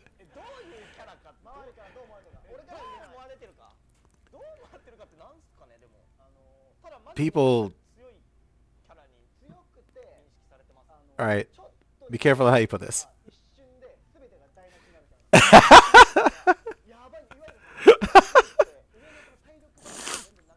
I was just say like your health bar is gone.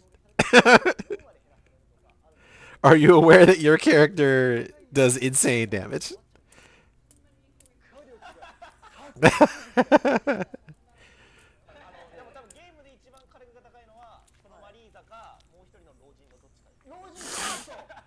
Yeah, that's actually true. It's Marissa and the oldest guy there. That's who does the big damage.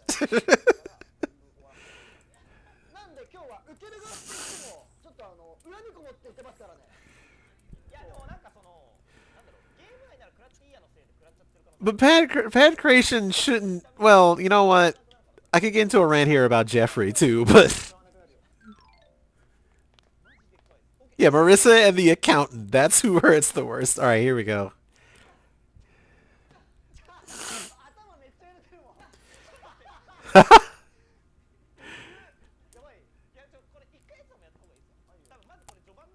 It's like, all right, Ada, you do it. Punch him.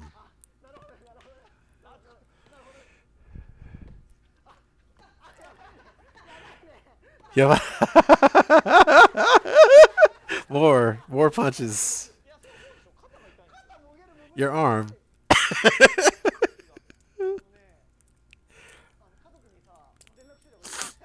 I got to contact my family.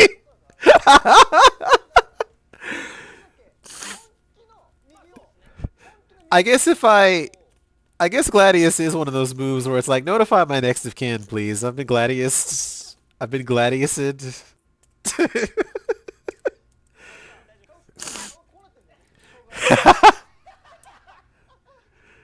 Okay, here we go.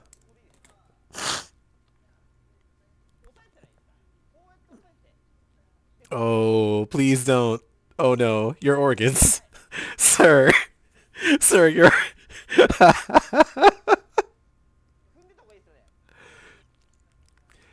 I feel like they should tie this thing. This is the thing, like what if she misses? Okay.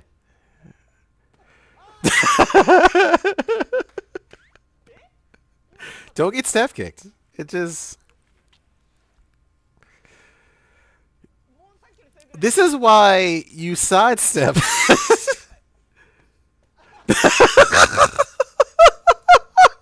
No, why they put it in slow mo? In the arms of the angels. Ooh, damn. Rip. You hate to see. Edit this with an X-ray. He didn't take it in a not bad way. He just kind of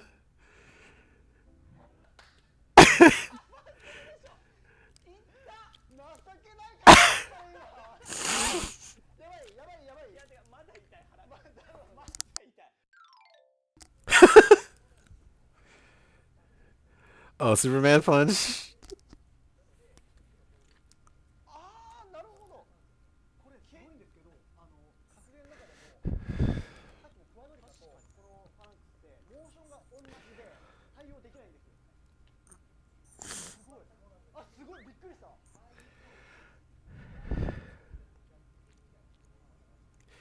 Yeah, I guess in real life, if someone is flying at you like that, and you don't know if it's gonna be that kick or yeah, like you can fake it. If they get, imagine, okay, hypothetical, right? Imagine they give Marissa that. Imagine if they give Marissa the ability to fake that punch and it's safe, or let her transition into step kick. That would be incredible. Like that's how you if they end up nerfing her damage output, that's what you do to buff her. You give her mix up options. Let her go from that into Scudam. Oh my god, dude. Like if I was making a fighting game character, that's what I would do. You have like a little like shuffle charge thing you go into. You can either go into the overhead punch, the step kick, or the Scudam stance. And the Scudam stance like it can like tank a hit. Like, oh, that's so cool. That's so cool. Yes, stance is for balance, true.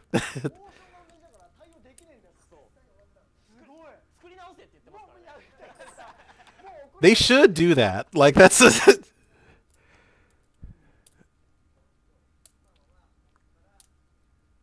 yeah, like the fake out. That's so sick.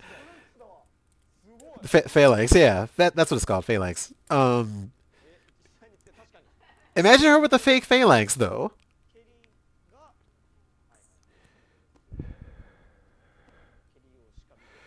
Blam! Get mixed. Get your shit fucking mixed.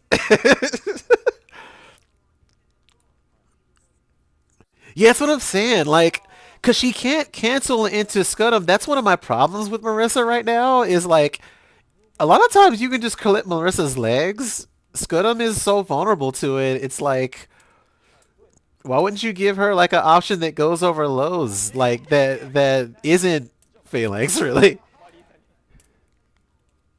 Yeah, it messes up parry timing. They should do that. Like no joke. like like you already have like Ken already has that. You know, like Ken has fucking run stop and shit.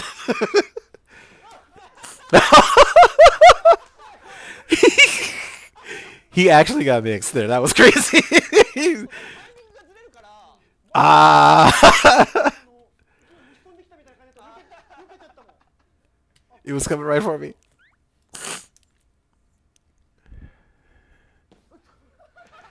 You don't know which hand. Like, give someone a tech in that too. Like,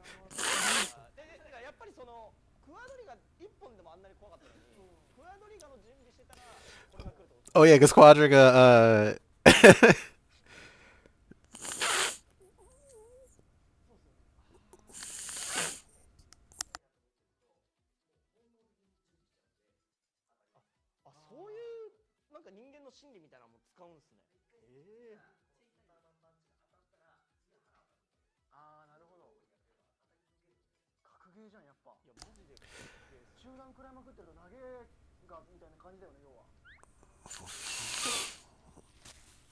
Oh, the.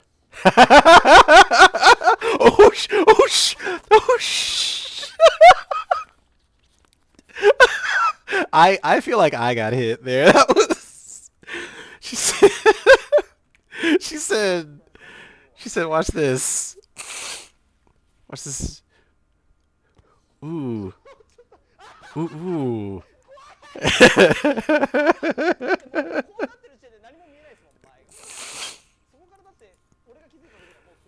Yeah, martial arts are so cool. I wish they were real. If you've never seen like the Napoleon blown apart videos, by the way, they're fantastic for some of this stuff. Like for talking about like MMA from like a Tekken, verse perspective, stuff like that. Like those are great videos. He's like the one about like power slap is especially really good.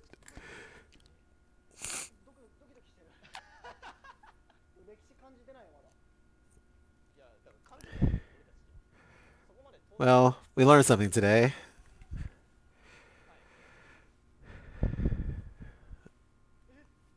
What?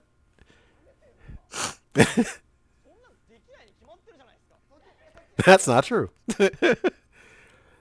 You shouldn't miss X Arm, Alex. X Arm was a nightmare thing. Oh, you're in trouble now, buddy.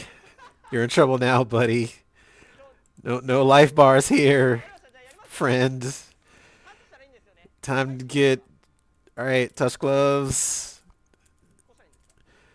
Are you ready? Are you ready? Let's get it on. Oh, you're done. You're done. You're done. You messed up, Tachikawa. You messed up. Get command grab. Acting like you won't get command grab. No, what's up? How many times am I?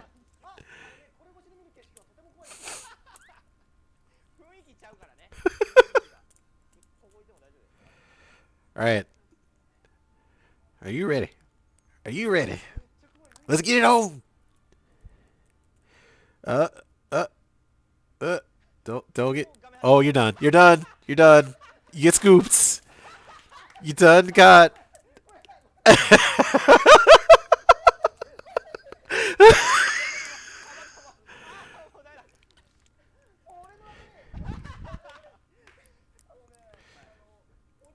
You know, I just think that most people probably don't stand a chance to not get wrecked by Marissa, which is some of us are fine with that. But I'm just saying that a lot of the people who, talk messy, a lot of stuff, like you're not. This is a Bellator. This is a professionally trained fighter. It's just the combat. That was good stuff.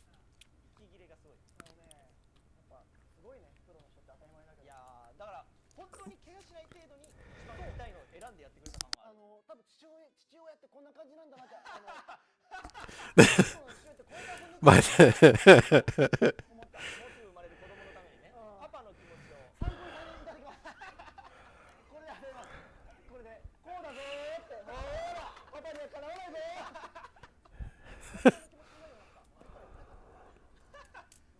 ー。 yeah, think of how 今までこうなんかクワドリガがメインの技だと思ってた。クワドリガ当ててもやってる。それ本当に思った。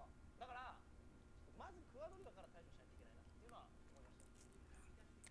はい。だって相当強いと思います。僕ら今一番大きい大会なんですけど、メタリーグはもう2期に入って出てないんですけど、チームメイトとかいるんで、ちょっと彼らに言います。ファランクスは無理だ。phalanx is impossible. Always always take that with you into the world. ありがとうございます。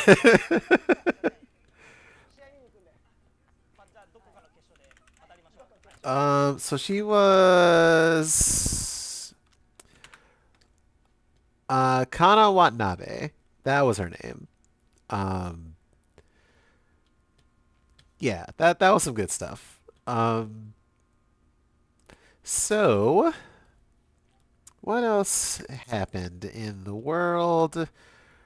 We talked about Tekken stuff. Did we? Oh, I guess we could talk about this Battle Pass thing, which is Grand Blue related, but I won't spend a ton of time on this because frankly, I don't like Battle Passes. Like, I think they're, this is the monetization aspect that people really don't like. Grand Blue's got a Battle Pass now. I think this came out with the Lucilius release. You just kind of have, these costumes and colors that really you could have just put you can unlock, they list here what you can unlock for free. But there's all the stuff that you can only unlock if you spend the extra, $8. This is out today. The only thing is, they raise you these levels, which is kind of a smarmy way to be like, hey kid, that this progression you're doing in this game, it sure is taking a while, huh? Wouldn't it be nice if you had a way you could just jump up 10 levels and, if you spend this amount of money, it's gross. It's gross. And yeah, I don't know, I don't like it. That's about all the time I really want to spend on talking about that battle pass stuff. Yeah, Marissa is kind of Hokuto-ish. She's, they should let her do basketball things. You're correct. All right, so let me grab that post. And you had a tweet you were linking to, and I unfortunately, okay, I got it. 1 second.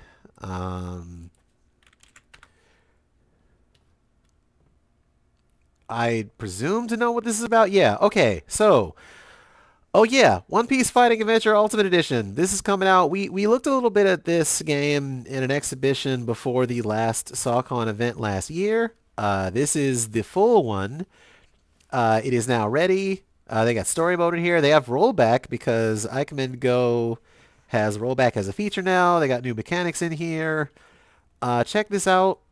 This is a cool game. We watched some matches of it on the channel, and it really looks like a blast. This new patch has a bunch of new stuff in it. So let's check out this here post. Excuse me. Yeah, like fans doing cool stuff like this for free when there's no, side games does not need to monetize like that. Like no one likes gotcha stuff in the world. Not when you have gratis games by people who really like what they're making, doing stuff like this. Like this is neat. Not to use one as a cudgel over the other, but still. Oh, there's a whole is that video longer? I'll check it out in a second.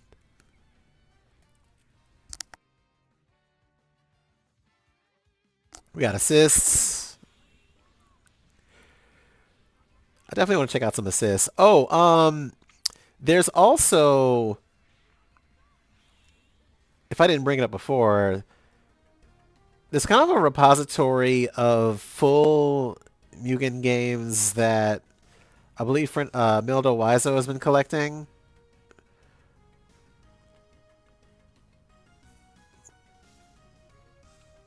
And I can show that in a little bit, but I just wanted to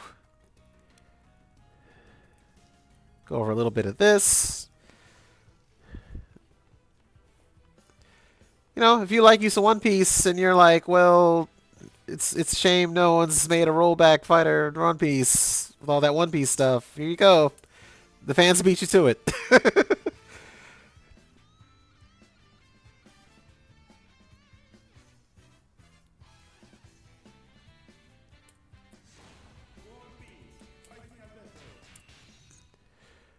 And why don't we see if this is... Did I just open... I opened the wrong browser. My bad. um, are you like remaking KOF 12? That's that's ambitious.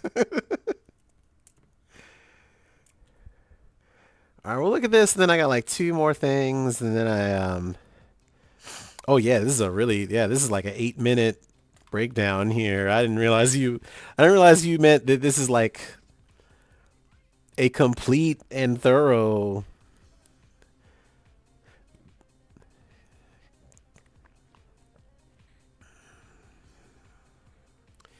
I like how it says Gia Secando in the above the.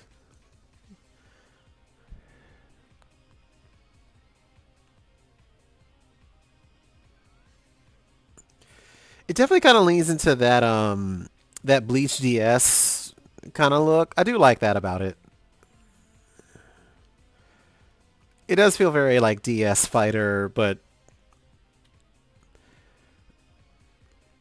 oh, Ein, does it have I was curious, when they did for the rollback thing for this, do you know if they do like host codes or something, or is it still the thing where you have to like get like IP and stuff? I was curious about that because a lot of the Ikemen Go rollback I think requires you to do it like the old way. So I don't know if that ever got changed.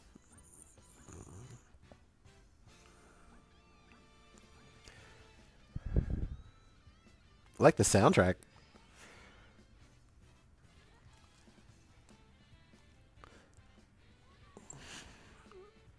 Okay, so they really changed like okay, so that's like a way to practice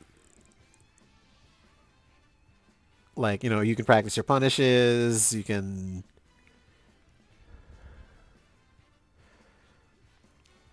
okay, so they actually changed I guess you can't tech chase people the same way now, which is good.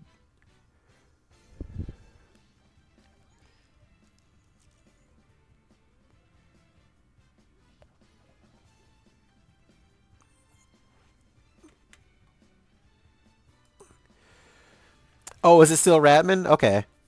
I mean, Ratman is a good. Well, that's the thing. Orpal chat, chat for big streamers is usually really mean to indie games in ways that aren't really smart and aren't really like critical. It's usually just some superficial problem they have that boils down to it's not the thing I like already. So I would take all of that criticism with a grain of salt. Like,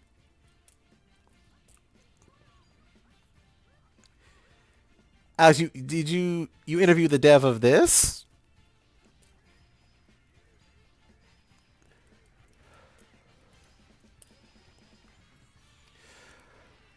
Also, like again, if you want to talk about like people not being nice to indie stuff, like think of all the criticisms people have of like Kyanta, right? That doesn't mean Kyanta shouldn't still be a thing.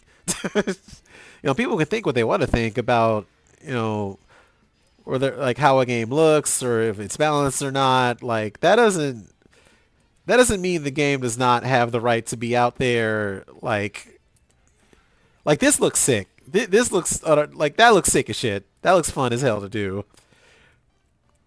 And I don't know that that even needs that big of a dissertation as to why that looks cool to do.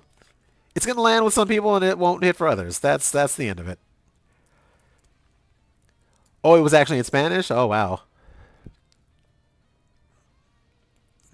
There is a lot here, so I'll just say that I'll leave the link in chat. But if you're into this, definitely check this out and grab that download while you can. Um, that looks like a great time. And I wanted to. There was one or two things I missed. We talked about Street Fighter and stuff. Oh yeah, where is that post about?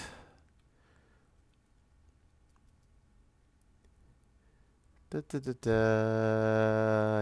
I might have missed it. All right.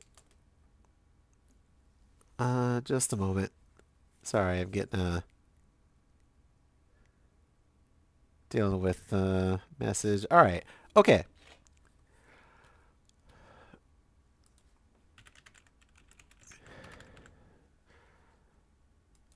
All right. I don't know that these games in this here Mugen full game database, because a lot of them would need to be converted to Eichmann Go in the newer engine to run in rollback. But there are so many. You can find this if you just look for either Meldo Waizu on Twitter or if you just look for the Mugen full game database. But there are so many games in here that I do not have enough time in this stream, within the stream's confines, to show you all of them. There are so many games that so many people have put a lot of creative energy into that I guess once they're in that Eichmann Go engine, you can just play them with rollback. Um, Babel Sword is a big one. That had a sequel that I've never even seen in my life. Like Babel Sword Kototsude. That was kind of like a versus shmup kind of deal, similar to Synchrono Ronde. Uh, Battlestormer Classics. Someone was showing me that a while back. Battle Craze we've talked about on this channel. That's getting an update pretty soon. I'm pretty sure, if not already. Let me see ever if that came out yet. Uh, Buster is still out there doing tournaments for that, which is great. Um, we showed that last week. Definitely keep an eye on Battle Craze. That's definitely always one to watch. Someone made a Big Bang Beat sequel in this. There's just so much here. There's all sorts of. I mean, we talked about Sega versus Capcom a bit too. I don't even know that that's in here, but I'm gonna scroll and see if I see it. They've had apparently a couple of like false starts with that are here that don't use that current engine they're using. I mean, they don't use Eichmann like this one is. Excuse me. Updates. Players can now use 2 assists and 2 hypers, which has now made tag mode even crazier. Huh. That's, people are like, end of the month, Uni 2 and Tekken. I'm like, Sega versus Capcom, though. Where's that at? Shades of Manhattan, we've shown that during the Salcon stuff. Kamikaze's done a lot of work to that. Kame recently put out another update to Cross Justice League Turbo. That I believe works pretty well with this rollback stuff. There's all sorts of stuff in here though. Um, again, too much for me to really spend time on today, but I am currently working on a combo video for a very silly one of these MK hacks. I did one earlier last year that I really liked, had a really great time doing, but I'm working on a newer one. Um, it's going to be for the chaotic new era, one that we did over the holidays on the Fraud Crew side of things, and Jeff Gersman recently played that thing of all people, so I'm looking forward to kind of digging more into what makes that one tick. Oh yeah, they have Capcom Universe on here. That was a really fun one. Um, so yeah, that's about all I got. Let me go back. I want to yeah, Battle Gray still plugging away. Okay. Um, Let me do one quick cursory glance, see if I missed anything. I know that we talked about Frosty Faustings coming up very soon. Oh yeah, Combo Breaker. Well, before we get to Combo Breaker, the Grand Blue General Director is going to be at an event Kaine's doing for Grand Blue. Um, that'll be interesting. I believe that's in a few days. That's this weekend, excuse me. And that's also part of the ARC World Tour. Um, the World Finals for that is in March, I believe, towards the end of March. And let's see, Under Night is 10 days away. And they have a season pass and you get Huan, but they don't have a battle pass, thank goodness. So, if you're looking for an excuse to push one over the other, whereas Grand Blue is doing this battle pass stuff, like I don't want to, make it seem like you're bound to have more fun with this than that, but they have that going for them. 10 days till that. We talked about Lucillus already. Side Games Cup is when is that? Because that's also much like the Arxis, excuse me, um, much like the Kaine Cup, going to send someone to play in Arc World Tour Finals in March. That is in 3 days. The Side Games Cup special. They've put this in the game, this Art of Siegfried, which is really cool. And that's kind of cool because you don't see a lot of games still doing in-game tourney adverts and stuff. So, oh yeah, I forgot about this. Grand Blue also has an issue where they have input latency differences between PS5 and PS4 versions. PS5 has a little bit more of a latency to it, and I guess they're looking into ways to reduce that. I don't know if that's a post-processing thing. I would imagine that's the case. It probably is not the only PS5 game to face this problem, really. Uh, but maybe they'll throw in a performance mode that turns off some background stuff and makes that a little more legible for your input interpreter to catch up. So, oh yeah, thank you, demo. I appreciate that, by the way. And yeah, I am definitely gonna try out some One Piece. Not on stream, but yeah, I didn't want to call that post out because we already kind of talked about a lot of the sentiment around even when a company is trying to show maybe newer players ways around stuff like 6XL and near traps and that kind of stuff. Even when they do tell you about kind of ways to read that stuff and get around it, apparently they're still in the wrong. So people just want to be negative just to be negative, and you can't really combat that with much. Final list of countries being represented at Frosty, including all 50 states, DC, PR. Australia, Brazil, Canada, Cuba, Denmark, DR Congo, France, Germany, Greece, Italy, Jamaica, Japan, Mexico, Netherlands, Norway. This is a lot of places. Poland, Saudi Arabia, Spain, Sweden, Trinidad and Tobago, the UK, the US, US minor outlying islands. You love to see it. I hope that when we get to combo breaker time around Memorial Day, that there's even more than this, because the bigger the better.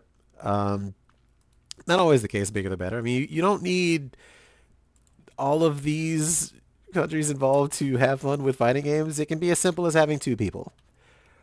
Um, but this, you do love to see this many people coming out for games that, like we already pointed to Vortex having a vast array of underplayed shit. So this is nice to see.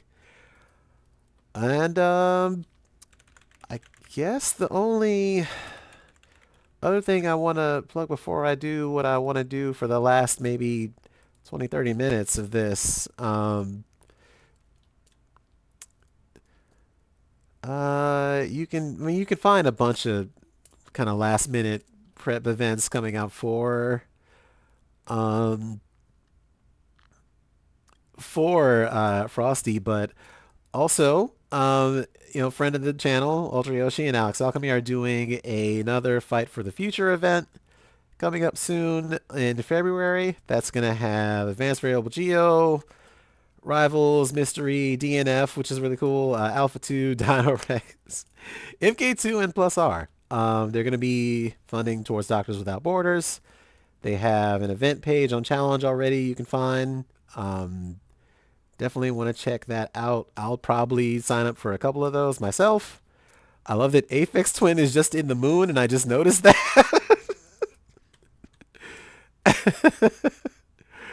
um, but yeah, it's gonna be a good time. And the last maybe thing I wanted to point out before I kind of just mess around a bit.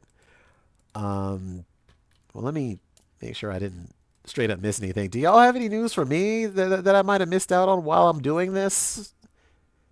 I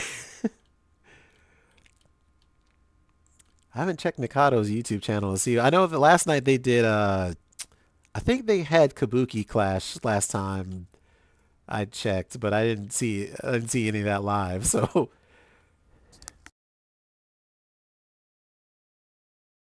we talked about Safina. We showed the opening of that.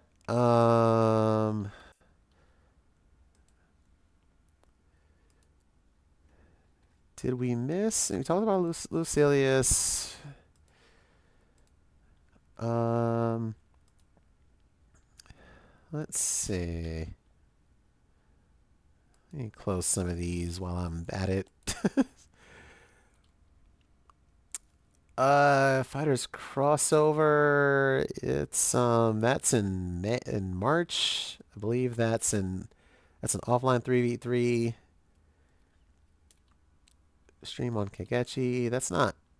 I don't know if this one qualifies anyone for the big um for the Capcom Cup stuff, but I'll check back in on this one. I'm not really sure what the details are, and I'm just now seeing the Fighters Crossover SF6 event. Um, I appreciate you, Ayasme. Oh, you might do another lobby night for not for KOF 2000. Yeah, let me know what that ends up or when that ends up. I'll put it on the docket for sure. We talked about this guy already. We talked about the input lag thing and that they're researching ways to reduce it. Since it's not... Okay, so in this update 1.1, this update has the PS5 kind of issues that they'll be working out. As a reminder, 2B is going to be in the game in late February. Vayne in April, Beatrix in May, and then other characters in August and October. And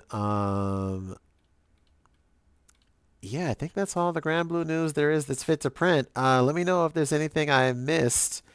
And what I'm gonna do now So I've been on Archive a bit, and I've been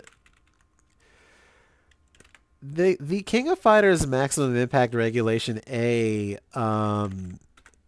Interbrain Mook is just on there. So I've been kind of going through and making something of a guide for simple kind of combos and stuff that's even listed in here, but you have to kind of Google Lens it a bit because it's all in Japanese. I've been kind of going through and trying to basically write up a guide on like really simple combos and ways, strings to get people into King of Fighters Maximum Impact Regulation A. This game, I know Idolsm J, a friend of the channel, put in for it to maybe have a presence at Combo Breaker this coming Royal Day.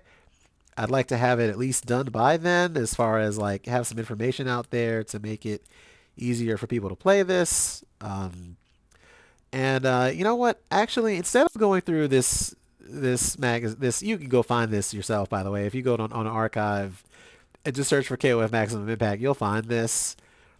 You can Google Lens all of this. It's got like frame data stuff. It's got the move lists. It's got some combos that are pretty well verified and that are functional and pretty simple B and B stuff. It's not like the most complex stuff in the world, but the reason I want to kind of transcribe a lot of it and get it, and make it more, make it simpler to pick up is because we're having an event come up, and I also would like it to be played more outside of that. So, shout out to Psycho Chronic from Canada, who, per usual, kind of has me beat to a lot of this, and has a combo video that I think is from the DVD that may have come with that guide if you got it from the original run in Interbrain Arcadia. So let's look at some of this real quick. I mean, we might as well just watch this. I could spend some time like, playing it and trying to explain stuff, but let's just check this out real quick, and then I'll let y'all go.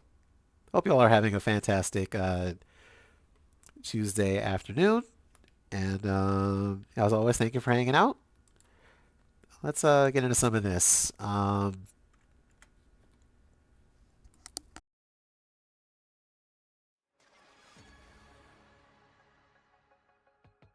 truly hope this song from Ghost in the Shell doesn't get my account popped or DMCA'd or anything. Yeah, I was gonna say sleep mode. I've been kind of like slowly Google lensing some of the tactics part of it, and just for my own notes that I was going to put out somewhere. If you beat me to it, and because you'll probably already. I don't have a wiki account for like super combo. But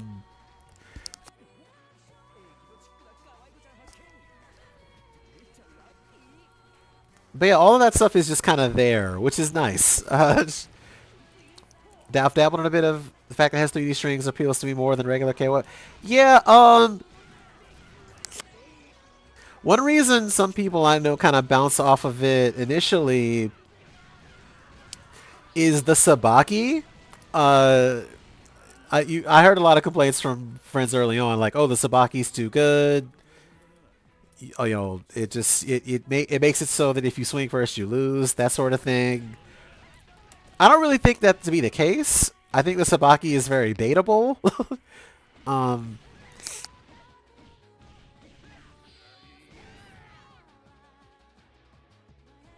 Yeah, the Seesaw wiki I don't think is very complete either, yeah.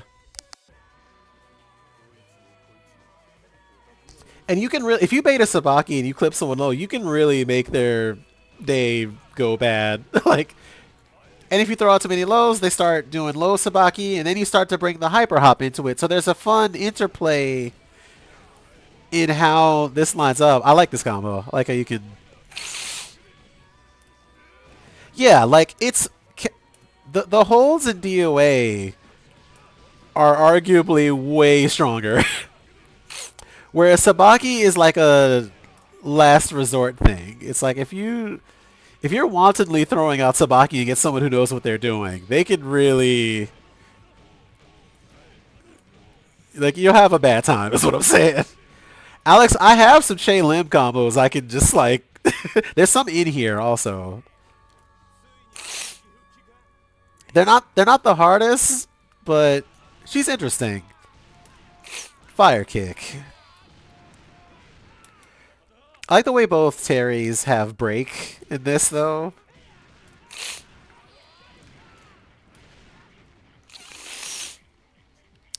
I wanted to call attention to this video specifically, other than it just being from that DVD or from that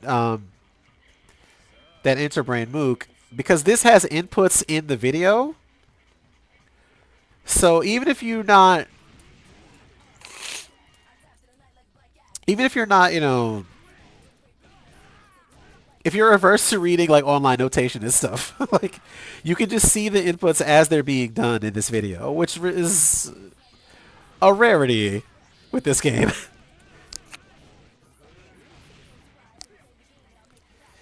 Yeah, I guess if you don't count Stomp Bug in like 98 Oophy, I guess so. An interesting thing to point out with Stomp Bug in this one is it only works with the D Stomp, and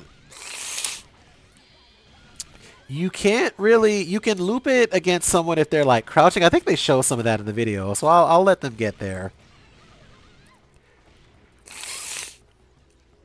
Also, I think there's a hit limit against walls of 3, so you can't really just like loop people against walls. Which is another complaint I used to hear a lot early on was just, oh, you just bounce people off the wall forever.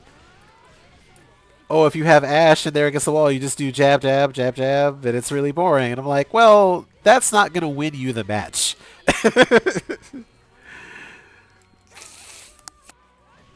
Just a lot of triple guys. That's so cool. Leanne is actually a really sick character. She calls laser satellite shit at you. Yeah, everything is like they thought about a lot coming out of MI2, and I don't think they ever really got the credit for that. That combo feels like it should do more damage. That's actually really hard. Like Micro Dash 2C Super, Micro Dash 2C Ranbu is like really hard to do. How dare you say that to Chaelam, Yuri. Show Knuckle for her is kind of unlisted. It's not really like, not unlisted, but it's 6-4C and you have to hold it. And then you have to delay the... She has triple upper in this. She actually has a fourth one. It's like show up a double, triple, find out her... Yes, this is regulation A, yes. She's the idol. She's everyone's favorite. Cross up butt stomp. It's a crystal bit is half your life in this game. If you do Sabaki wrong, that will hit you, and you'll be like, what happened to my health bar? Also, she has Soul Satellite. This game rules.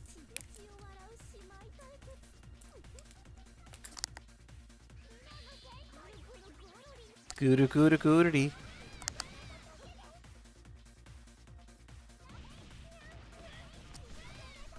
Some of the stuff that hits off the ground like that, by the way, because Safe Fall is turned on, some of that only works against some of the cast. There's a Japanese combo creator that goes by Bria Toal that kind of has documented that some of the characters in this fall a little differently than they did in the last game. So some OTG stuff only works on them.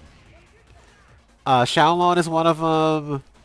Javatma might be. I'm blanking on it. I'll show you. I'll show you in a minute. Excuse me.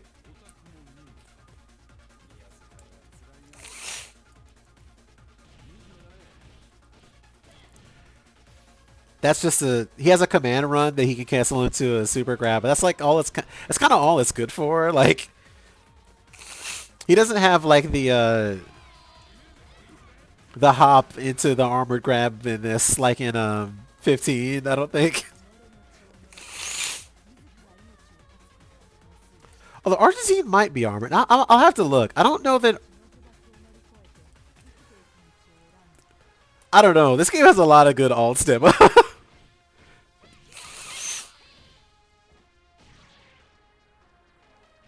Xiaolon is super sick.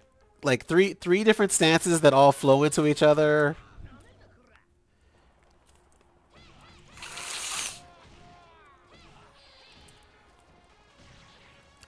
Yeah, it's like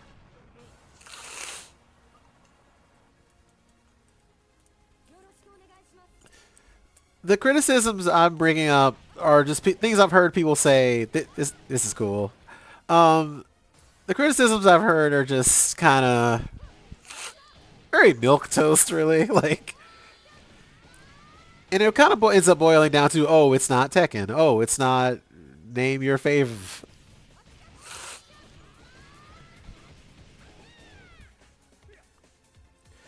A lot of her combos are like you do the forward kick slide, cancel in the back turn. You can DP out of the back turn and then pick up off of it again. Like J-Lim's combos are really cool. K's are too. K is sick as shit in this game.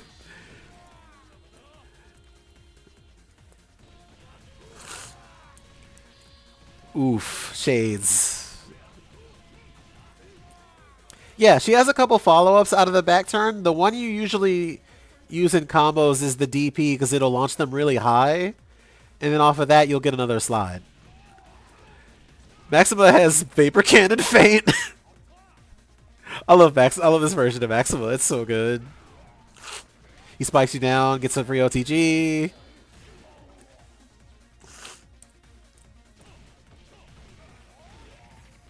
Brick is back. Maxima Revenge.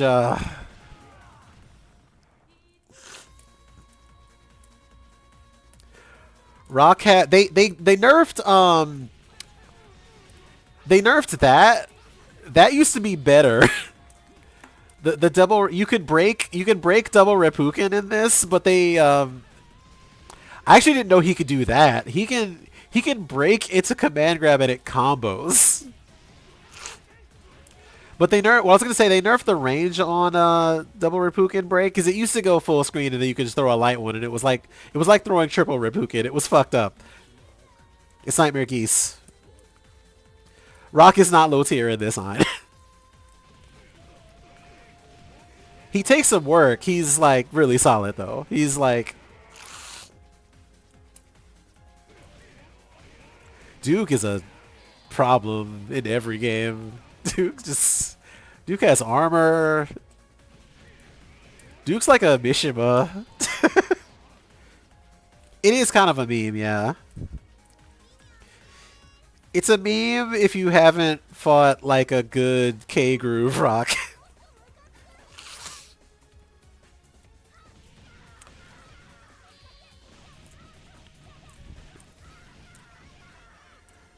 I don't know that they would bring any of the Falcon characters back, but like Duke is a solid design.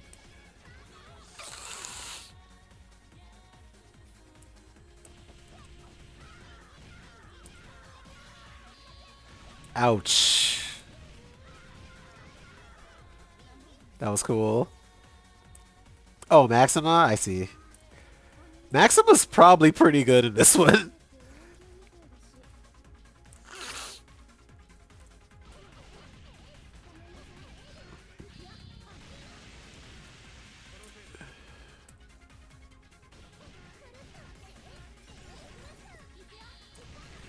Kula is good as always. Although I find that like Sabaki does kind of, because you think about like Kula doing hopping around with C a lot. You can kind of like, you know, if you're on point, you can Sabaki that. Billy, however.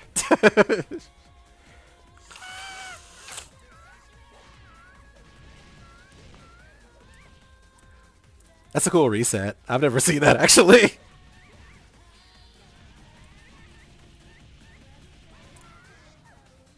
Oh, and 15 is kind of, again, the ones that are ever changing are going to be ever changing. We're talking about like, well, Battle Coliseum also is like the characters who are best in class in that game are world class. Like,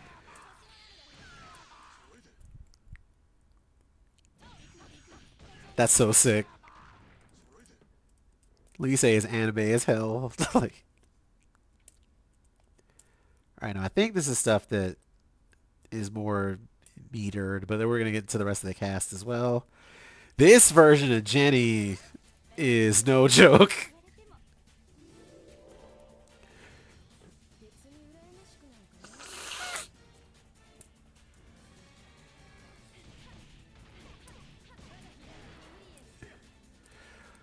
Yeah, Battle Coliseum is either you kind of just murk people, or you have to play because the offense is so overwhelming. Like, you benefit from having really good defense and or being able to run forever. Like, we're talking about a game where what's her name from Akari from Last Blade has those like run stop. Cancels, Mizuchi just touches you when you die. Like, you have to be able to like get the leaded stick on it. Like, that's that game. But like, I do think Hotaru and Kim do at least have like competition as of late. Like, if you've watched those last few like months of Big One streams, you have to talk about Neo Dio now. You have to talk about Shiki like poisoning you. Marco is fucked up, dude. Like, that's so sick. That is so sick. Look at this. Hold up. I want you to see that again.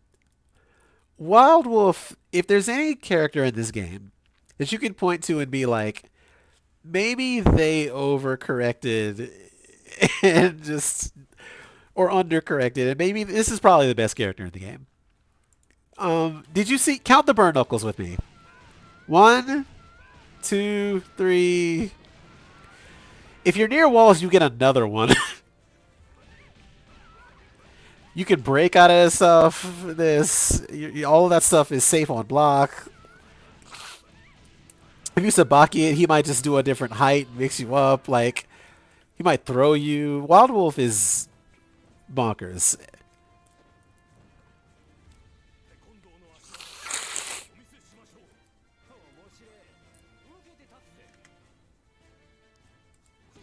All right, so here we got Kim. Even without the stomp bug, these juggles take you to the wall, and then you gotta guess. Like, he'll put a meaty on top of you. That's stomp bug. This is he can just loop that as long as he has screen real estate. Like, Kim might be also top 5 in this. That's instant overhead. I was gonna say, yeah, Tudo has been doing a lot of the theory fighter around that. Um,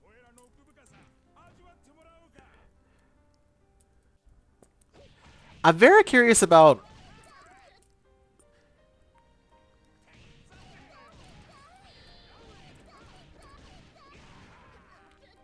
like Richard and Soire are really interesting in this.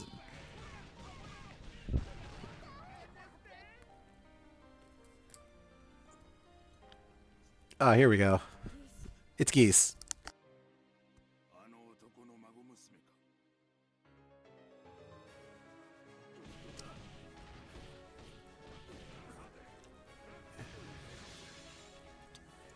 Geese kind of has everything here you would expect from like, Real Bout 2 in some sense.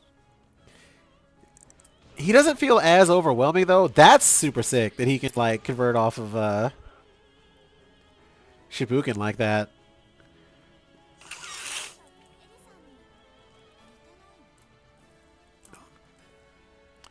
Geese is technically dead, yeah. I appreciate you, Sleep. Thank you. Thank you for coming around. Coming to hang out. Theo can actually like loop that a little bit.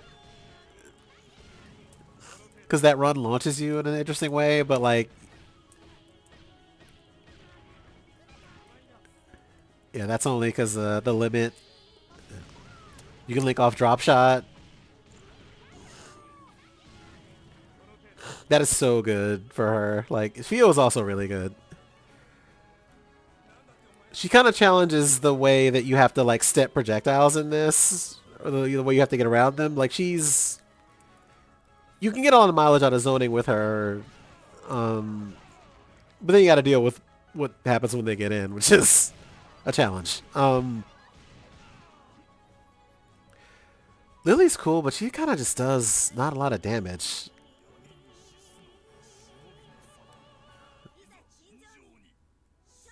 That goes hard.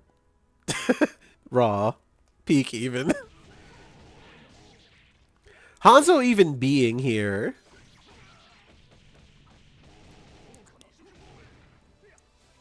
Yeah, Hanzo... Hanzo my goat. Undefeated. Never not doing sick shit. Oh yeah, he turns invisible during his level 3. He's so cool. Like, this game, it's peak.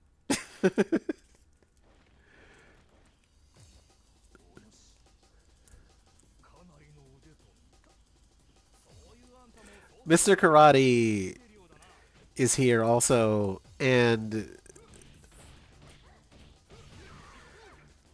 this Mr. Karate iteration is interesting. It's not like... He doesn't seem like busted. Like, people hear Mr. Karate and they think, oh god, 13. But like I said, that 2C into Ranbu is actually really hard to do. I think this is classic Kyo probably. He gets the yeah, this is classic Kyo. He gets the red kick and stuff back.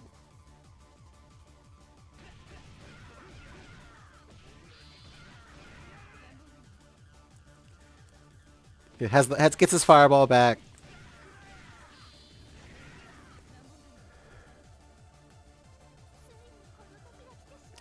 This fucking guy.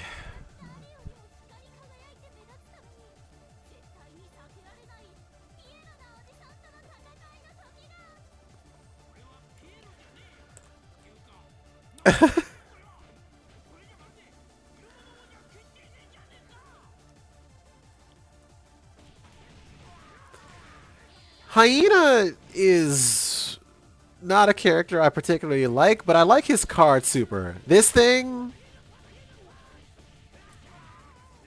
I like it because it's a thing that puts them in a hit state. Like it's like an Aegis. You can link this up if they're crouching. Hyena feels made for a very particular type of player. I like that he's doing like a fake Oswald thing here. But that's kind of just max damage Hyena. Yeah, like he's got like a lie down stance. If you like Dr. B, Hyena might be for you. Now, if you want to talk about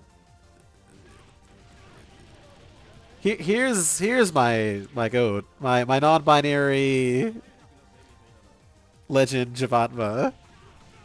You are the moment.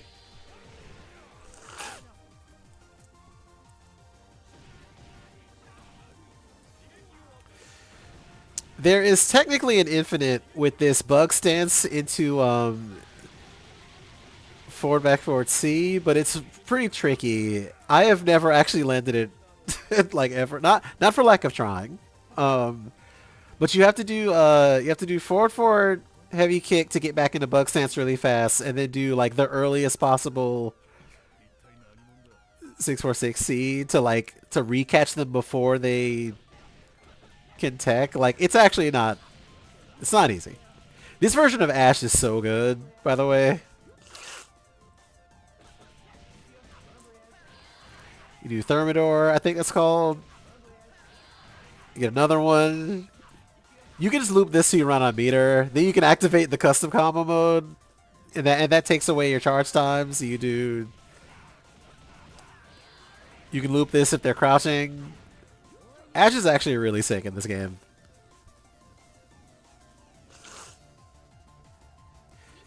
Here's some Mary stuff, I'm pretty sure. Or did we? No, we saw Mary already, didn't we?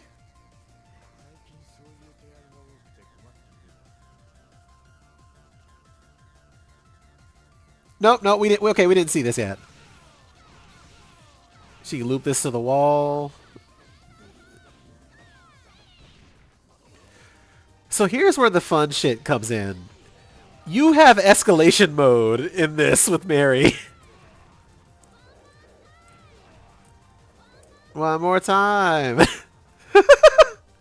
Yeah, this is like real about special Mary. The goal for her, and probably why she works good as an anchor in this. You activate escalation mode, then you combo into dynamite swing, and all of their health goes away. Like, they did show a little bit of Athena, yeah. Like she has Soul Satellite. She has She has a lot going on. This game has a lot going on. Did you know that? Here's Xiaolon. Probably the most technical character in the game, but she's so fun. Like, I can't wait to play this with people at Combo Breaker. I'm gonna lose it. Ooh. Yeah, she's technically part of the clan that has like Ron and Duolon, and like they carry out. That's so sick. They were carrying out hits for nests and stuff like that, but. And then there's this dipshit.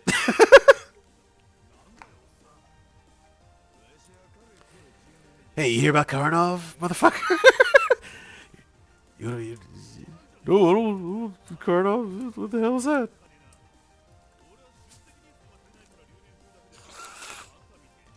You think you can get me to play Karnov? You're wrong.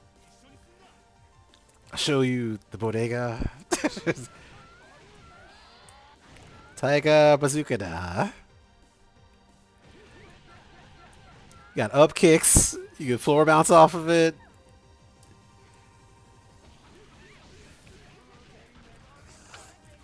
He has a command grab where he launches you into the air. They might. They don't. I don't even think they showed the. Yeah, they didn't show him kicking his sandals off into the air. They come back down as Oki. You see. I did mention there's combos that only work on certain characters in this, and I wanted to really quickly show this one, and then I'm going to end the stream probably. But so not the old character one. Here we go. Limited combo. Combo only works on Xiaolon, Jenny, Theo, Richard, and Mary. These characters stand up after it downs it. These characters stand up in an interesting way after they are knocked down. So these combos only work on them. Some combos in the game are just like that because regulation A. So.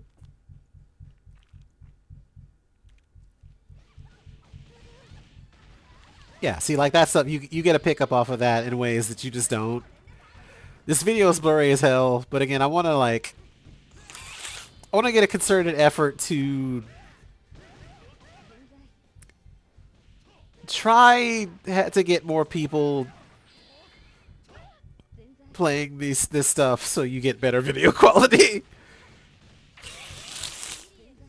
This is all stuff from like 10 years ago. And this game deserves better. You have better ways to play it now, so.